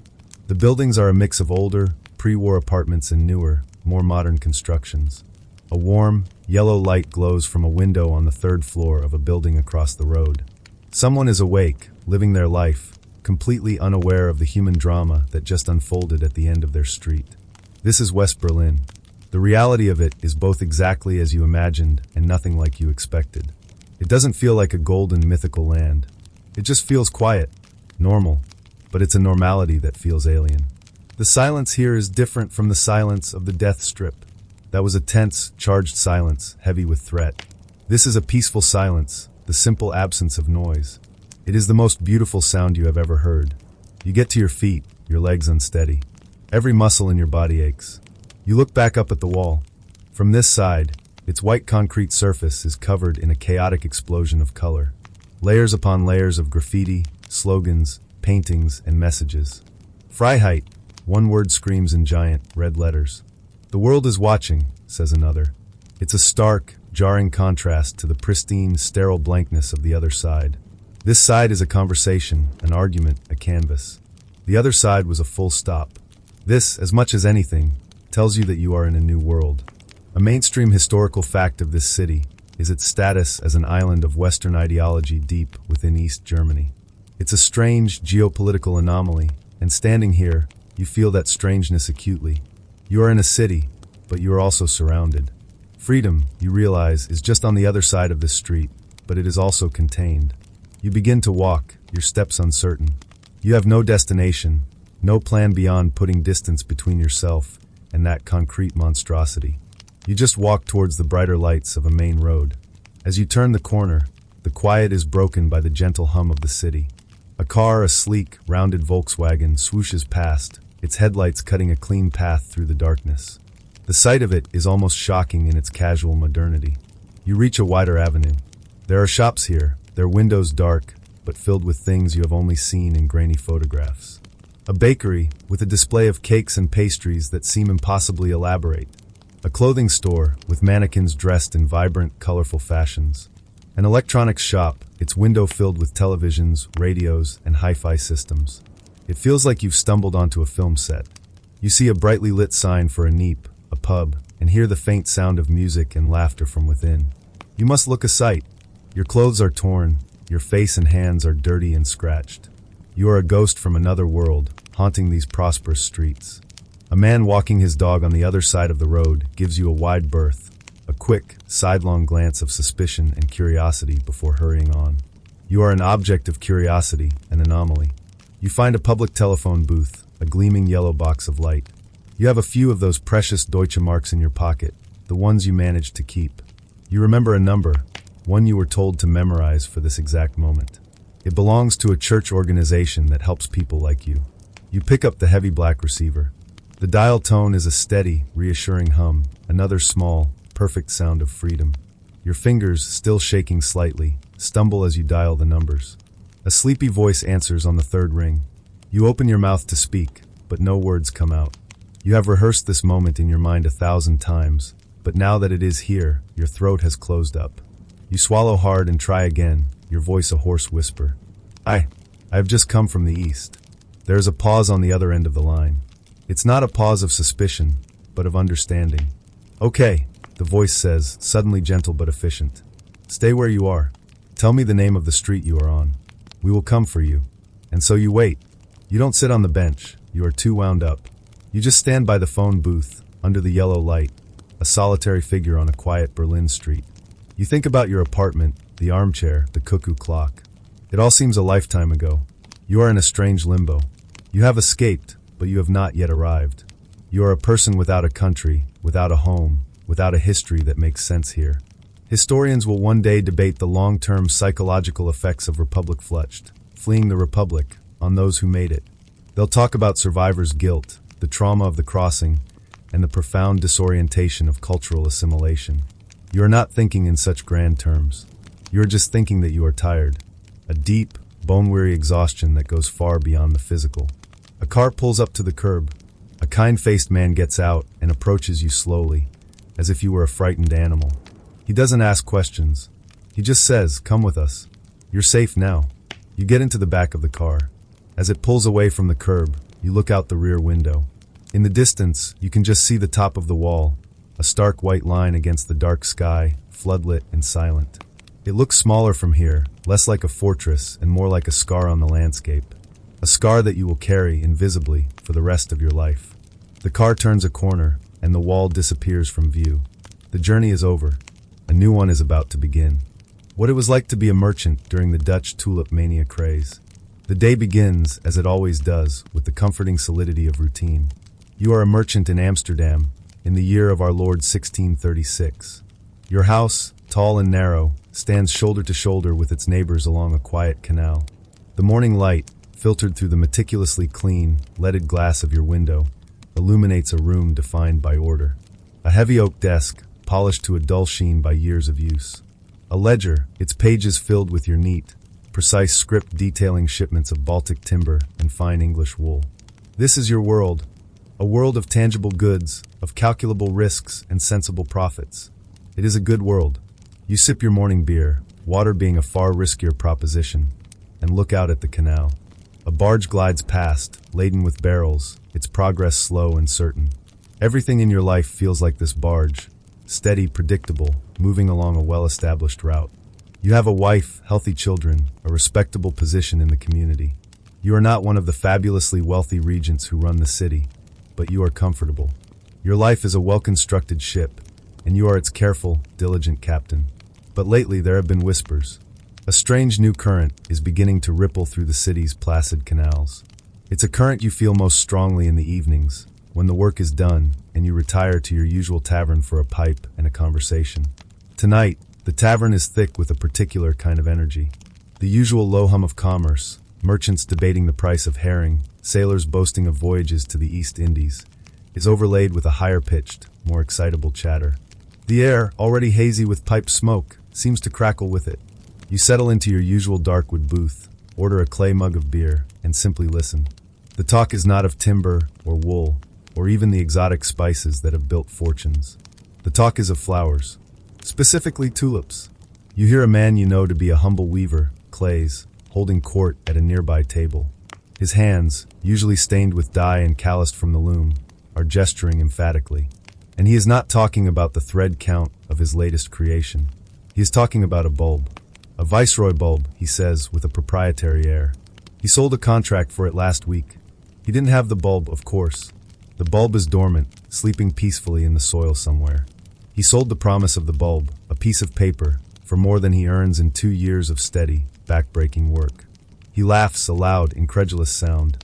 I made a fortune, he says, by selling a root I've never seen to a man who will never plant it. And he orders a round of expensive French wine for his table, a gesture that speaks louder than his words. You take a slow puff from your clay pipe. This is becoming a familiar story. It seems every craftsman, every clerk, every butcher and baker has suddenly become a botanist, a speculator. They talk of gaudas and admirals, of generals, and the almost mythical Semper Augustus. These are not the simple, solid-colored tulips you have growing in your own modest garden. the ones that are a pleasant, but hardly noteworthy, splash of color in the spring. These are the broken tulips. It is a mainstream historical fact that these exotic flowers first arrived in the Netherlands from the Ottoman Empire a few generations ago, initially as a hobby for wealthy botanists. But the broken tulips, with their feathered, flame-like streaks of vibrant color on their petals, were different. They were rare, unpredictable, and breathtakingly beautiful. No one is quite sure why some tulips break and others do not. You've heard men in this very tavern confidently assert that the soil is the key, that one must mix pigments with the earth to encourage the patterns. One quirky, fringe theory suggests that you can influence the color by leaving a painter's palette near the flower bed, as if the flower would be inspired by the art. The truth is a mystery, and this mystery is part of what makes them so valuable.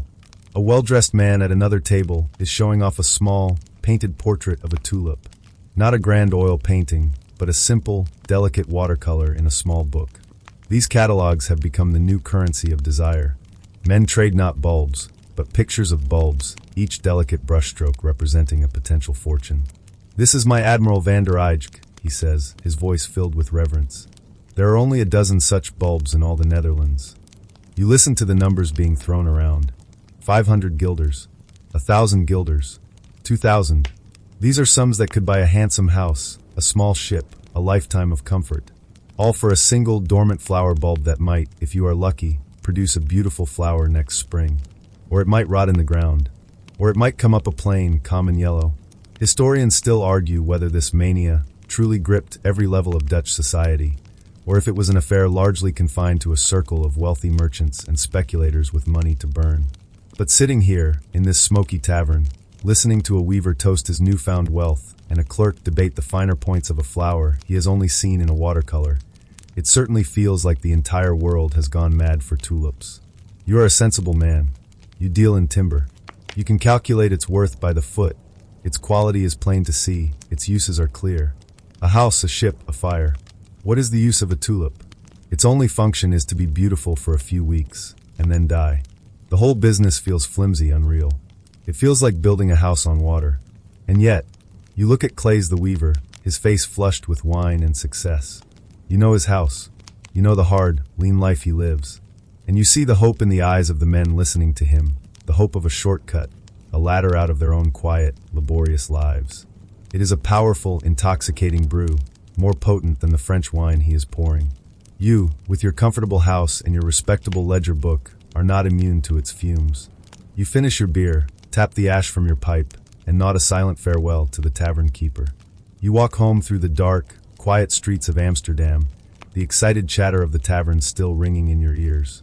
The air is cool, carrying the familiar scent of canal water and damp brick. You open the gate to your small garden. In the darkness, you can just make out the patch of earth where your own tulips lie sleeping. They are simple, common, worth next to nothing. But as you stand there, you are not thinking about their color. You are thinking about their weight. You are thinking about the impossible, absurd, intoxicating idea that one of those small, earthen lumps could be worth more than your entire, well-constructed ship. The whispers from the tavern have followed you home, and they have planted a seed of a very different kind in your sensible, merchant's mind.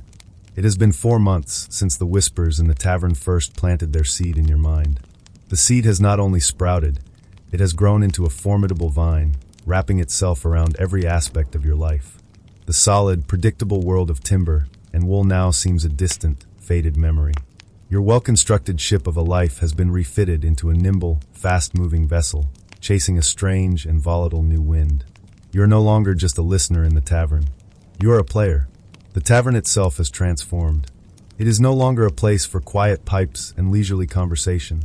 It has become an exchange, a frantic, smoke-filled marketplace they are calling ecology or college. The evenings are the main session, but trading now spills into the afternoons, disrupting the normal rhythms of the working day. You arrive not to relax, but to work. The air is thick with the same pipe smoke, but it is charged with a nervous, electric energy. The low hum has become a constant, argumentative roar. You find a space at a long wooden table, already crowded with men of every station. You nod to a baker you know, his apron still dusted with flour. You see a lawyer's clerk, his fingers stained with ink. And you see men like yourself, merchants who have abandoned their counting houses for this chaotic new theater of commerce. Remember Claes the weaver, whose success first caught your attention. You see him across the room. He is dressed in fine new clothes, but his face is pale and taut. The initial joy of his first big win has been replaced by the constant, gnawing anxiety of a man with everything on the line. In your hand, you hold not a mug of beer, but a small portfolio of papers. These are your assets. Not deeds to houses or bills of lading for cargo ships, but contracts. Promises. This entire, frantic enterprise is what they call wind handle, the wind trade. It is a perfectly descriptive name. You are trading air. You buy and sell the promise of a bulb that is still months away from being dug from the ground, a flower you will likely never see or touch. A man at the head of the table, a brewer by trade who has become the unofficial auctioneer for this college, pounds his fist for attention. For sale, he bellows, his voice hoarse from shouting. 1 Gouda, to be delivered in May. A fine bulb from a reputable grower in Harlem. He holds up a piece of paper. The bidding begins instantly. It is not an orderly affair. Men shout prices, wave their hands, stand on benches to be seen. It is a cacophony of greed and hope. 500 guilders, someone yells. 550, another counters immediately. You consult a small piece of paper in your pocket, on which you've scribbled the last known prices for a Gouda. The price is rising. It has been rising all week. You feel a familiar knot of excitement and fear tighten in your stomach. This is the moment of decision. Modern economists still debate whether this was a classic speculative bubble, driven by irrational madness, or a rational, if risky, response to the introduction of complex new financial instruments.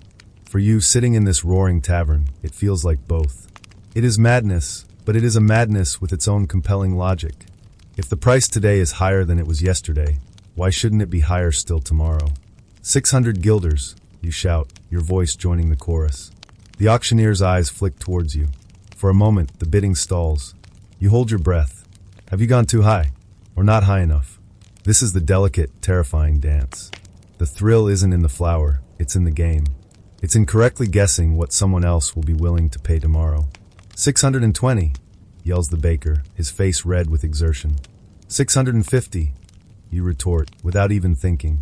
The number just comes out. It feels right. There is a moment of silence. The brewer at the head of the table scans the room. 650 going once, twice. Sold. He slams his hand on the table, the sound sealing the deal. To the sensible merchant in the corner, he grins, and a few of your new colleagues laugh. Sensible. The word sounds like a relic from a previous life. A contract is quickly drawn up. You have just promised to pay 650 guilders for a single tulip bulb you have never seen. A bulb that will not be available for another 6 months. You don't have 650 guilders in your pocket. But that doesn't matter. No one expects money to change hands. All that matters is this piece of paper. This contract is now your property, an asset you can sell. Hopefully next week for 700 guilders. Or tomorrow for 675. This is the mainstream historical fact of the later stages of the Mania. It was no longer about the flowers. It was about futures contracts. People were buying and selling pieces of paper, taking on huge debts, and leveraging their assets in a market that had become completely detached from the physical reality of the bulbs themselves. The tavern colleges had their own quirky rules. A small fee was paid by everyone at the table to cover the drinks. Fines were levied for minor infractions, the money going into the pot for more wine.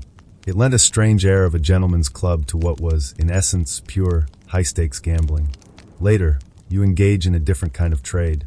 A man you know, a tailor, approaches you quietly. He has a contract for a rare Admiral Leafkins, but he needs cash. His wife is ill. He looks desperate. He offers you the contract for a price you know is well below its current market value. This is the other side of the wind trade. For every winner like Clay's the Weaver in his new finery, there is a loser, a man forced to sell at the wrong time, caught out by the merciless tide of the market. You feel a pang of something, pity perhaps, but it is quickly replaced by the cold calculation of the trader. You buy the contract. It is a good deal. Business is business. You walk home much later than you used to. The ledger on your desk sits unopened, a fine layer of dust gathering on its leather cover. Your mind is not on timber prices or shipping schedules. It is buzzing with numbers, with the names of tulips, with the faces of the men in the tavern. You made a paper profit of nearly 200 guilders today. It is more than a month's earnings from your old, sensible trade. You lie in bed, but sleep does not come easily. Your mind is still in the tavern, replaying the trades, calculating your new worth, planning your strategy for tomorrow. Should you sell the Gouda quickly for a small profit, or hold it in the hope of a bigger rise? Is the Admiral Leafkins about to peak? It is an exhausting, all-consuming mental exercise. The steady, quiet life you once cherished has been replaced by this constant, churning anxiety and excitement. And the most terrifying part is, you would not have it any other way. You are a player now, and the only thing that matters is the next hand. The year has turned. It is now February of 1637. The winter is deep and cold, but the fever in the taverns burns hotter than ever. The game has become more intense, the numbers more abstract, the stakes terrifyingly high. Your portfolio of paper contracts has swelled. On paper, you are a wealthy man. Wealthier than you ever dreamed possible back when you were diligently recording shipments of timber. You have sold the Gouda contract for a handsome profit. You have sold the Admiral Leafkins you bought from the desperate tailor and doubled your investment. You have reinvested everything, pyramiding your profits into contracts for ever rarer, ever more valuable bulbs. The market has become a kind of financial alchemy. Men are no longer just trading their future income. They are trading their physical possessions. A farmer you know has traded 12 acres of prime land for a contract for a single Viceroy bulb. An innkeeper has traded his inn, his livelihood, for 2 bulbs of a variety you've never even heard of. It is a mainstream historical fact that at the peak of the Mania, contracts for single bulbs were being exchanged for entire estates, for teams of oxen, for years and years of a craftsman's labor. Your own house, the solid, respectable merchant's house on the canal that has been the anchor of your life, is now just another asset on your mental ledger. You have not sold it. Not yet. But you have considered it. The thought, which would have been insane a year ago, now feels like a logical possibility. Today, however, is a special day. You are not going to the usual Smoky Tavern College. You have been invited to a formal auction in the town of Alkmaar. This is not a backroom affair of shouting men. This is a prestigious event, held to liquidate the assets of a deceased floral connoisseur. Orphan bulbs, they call them. The centerpiece of the auction, the item on everyone's lips, is a bulb of almost legendary status. The Semper Augustus. The name is spoken in hushed, reverent tones. It is the king of tulips. A perfect, unbroken white, feathered with deep, blood-red flames. There are perhaps only a dozen such bulbs in existence. To own one is to own the most beautiful, the rarest, the most desirable object in all the Netherlands. It is the ultimate status symbol, more potent than a coat of arms or a grand canal house. You travel to Alkmaar by carriage, a luxury you can now easily afford. The air inside is cold, but you barely notice. You are studying the auction catalog, the same kind of book you once saw a man showing off in the tavern. Remember the man who was so proud of his watercolor of an Admiral van der Eyck? The book you hold now is far grander, its pages filled with exquisite, lifelike paintings of the bulbs on offer. The auction is held in the town hall, a grand, echoing space. The room is filled with the wealthiest men in the province. These are not the flower-dusted bakers and ink-stained clerks of the tavern colleges. These are serious, powerful men, city regents, wealthy industrialists, foreign agents. The air is not filled with desperate shouts, but with a quiet, intense, and far more intimidating hum of serious money. You feel a little out of your depth, a merchant who has strayed from the timber yard into the king's court. But your paper fortune gives you a seat at the table. The auction proceeds smoothly. Prices are high but orderly. A viceroy sells for 4,000 guilders. A rare admiral demand fetches 3,500. With each sale, the tension in the room ratchets up. Everyone is waiting for the main event. And then it comes. The auctioneer, a man with a solemn, funereal expression, announces the final lot. Lot number 96, he says, his voice unnaturally loud in the sudden silence. One weight of the incomparable Semper Augustus. He doesn't hold up a contract. He holds up the bulb itself, nestled on a velvet cushion. It is surprisingly small, a simple teardrop shape of a brownish-purple color. It looks like an onion, an exceptionally expensive onion. The bidding starts at 3,000 guilders. The price climbs with breathtaking speed. 4,000, 4,500, 5,000. The bids are no longer coming from all over the room.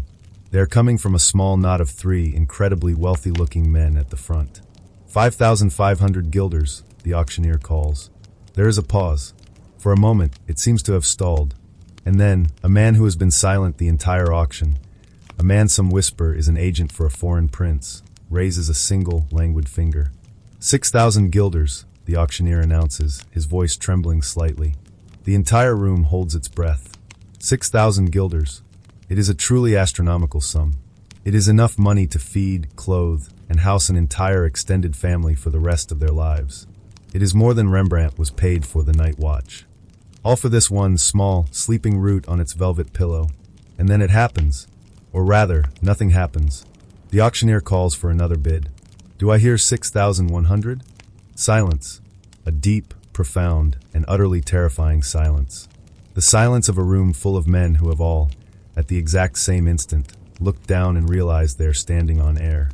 The three bidders at the front are looking at each other, not with the competitive fire of before, but with a new, dawning expression of pure panic. No one wants to be the last man holding the most expensive tulip in the world. Going once, the auctioneer says, his voice now pleading. The silence deepens.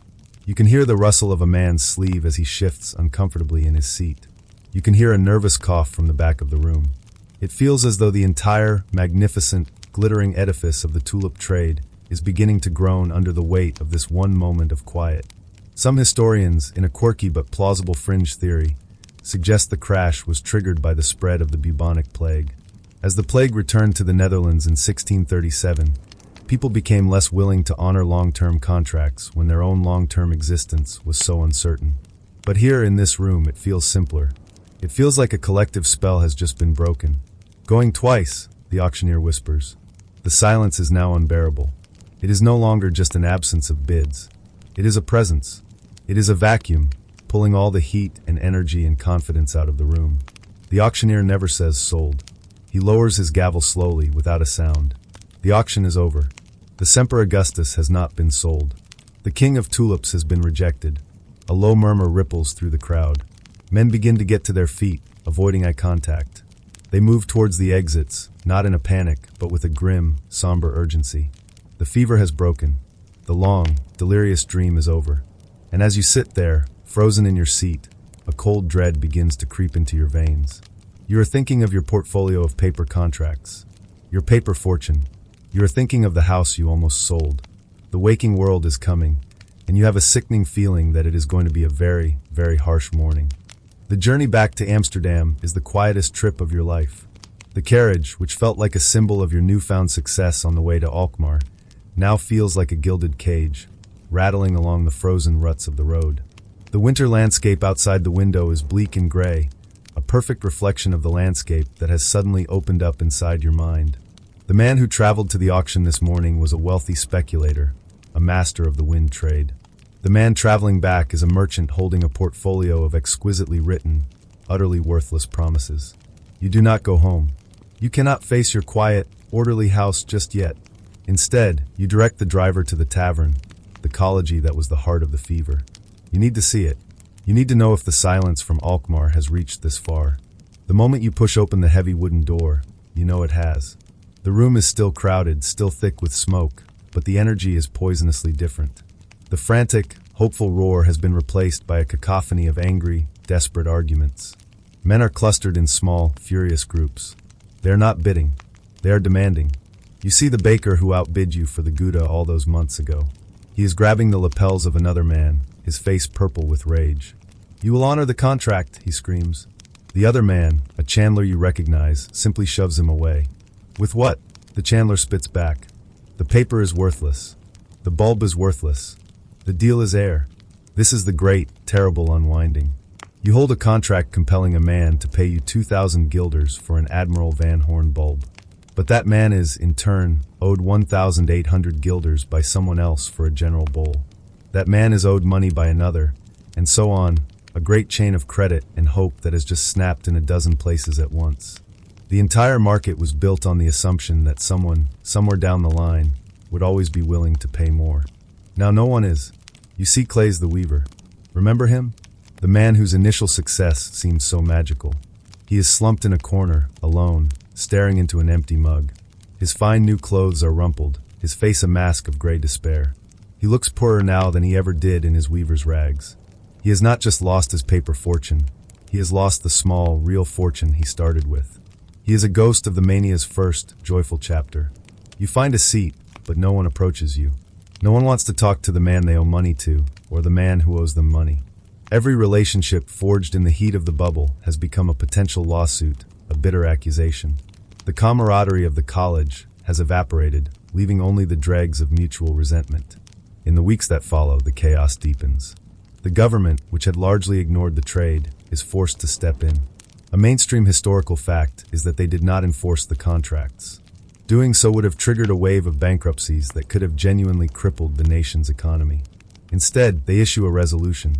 Buyers can be freed from their contracts by paying a small percentage, typically 10%, of the agreed-upon price to the seller.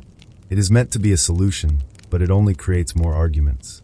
10% of an astronomical sum is still a significant amount of money. And for sellers like you, receiving a tiny fraction of what you were owed feels like a confirmation of the ruin, not a relief from it. The courts are clogged with disputes. Pamphlets appear on the streets, quirky, furious publications blaming specific growers, foreigners, or even the government for the crash. Scapegoats are needed for a crisis with no single villain. And so, you must perform a grim accounting. You spread your contracts out on your polished oak desk, the one that has seen so little use this past year. Each one, with its elegant script and its promise of fabulous wealth, is now a debt or a loss. You go through them, one by one, calculating the damage. Some men, the ones you owe money to, accept the 10% payment with a bitter curse. Others, who owe you money, simply disappear, their homes abandoned in the night. When the final calculation is done, you are not bankrupt. You are too sensible for that, even at your most reckless. You never sold your house. You never sold your timber business. But the vast paper fortune is gone, vanished like a morning mist. And you have lost a significant amount of real money, enough to sting for years to come. Historians still debate the true extent of the economic devastation. Some argue that the Mania was a relatively small affair, exaggerated by later writers into a parable of greed, and that its collapse did not cause a major national depression.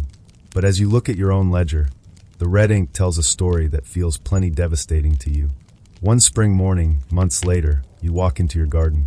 The air is fresh, carrying the scent of damp earth and new life. And there, in the patch of ground you once stared at while dreaming of fortunes, your tulips are in bloom. They are simple, common red and yellow tulips. They are not broken. They have no fancy names. They are not feathered with streaks of a contrasting color. They are just flowers, and they are beautiful. You reach down and touch a petal. It is soft, real, and cool beneath your fingertips. It holds no promise of a fortune. It represents no contract. Its value cannot be debated in a tavern. It simply is. You think of the Semper Augustus, the small, onion-like bulb on its velvet cushion that brought a room of powerful men to a standstill. You would not trade one of your simple, honest red tulips for it now. Your well-constructed ship, the one you captained so carefully, was tossed about in a strange and violent storm. It is battered, some of its cargo is lost, but it is still afloat. You turn away from the flowers and walk back inside your house. Your house, which is still yours. On your desk, the old timber ledger lies waiting. It is time to get back to the world of the tangible, the world of the real. The fever is gone, leaving behind the cold, clear, and strangely comforting quiet of the morning after.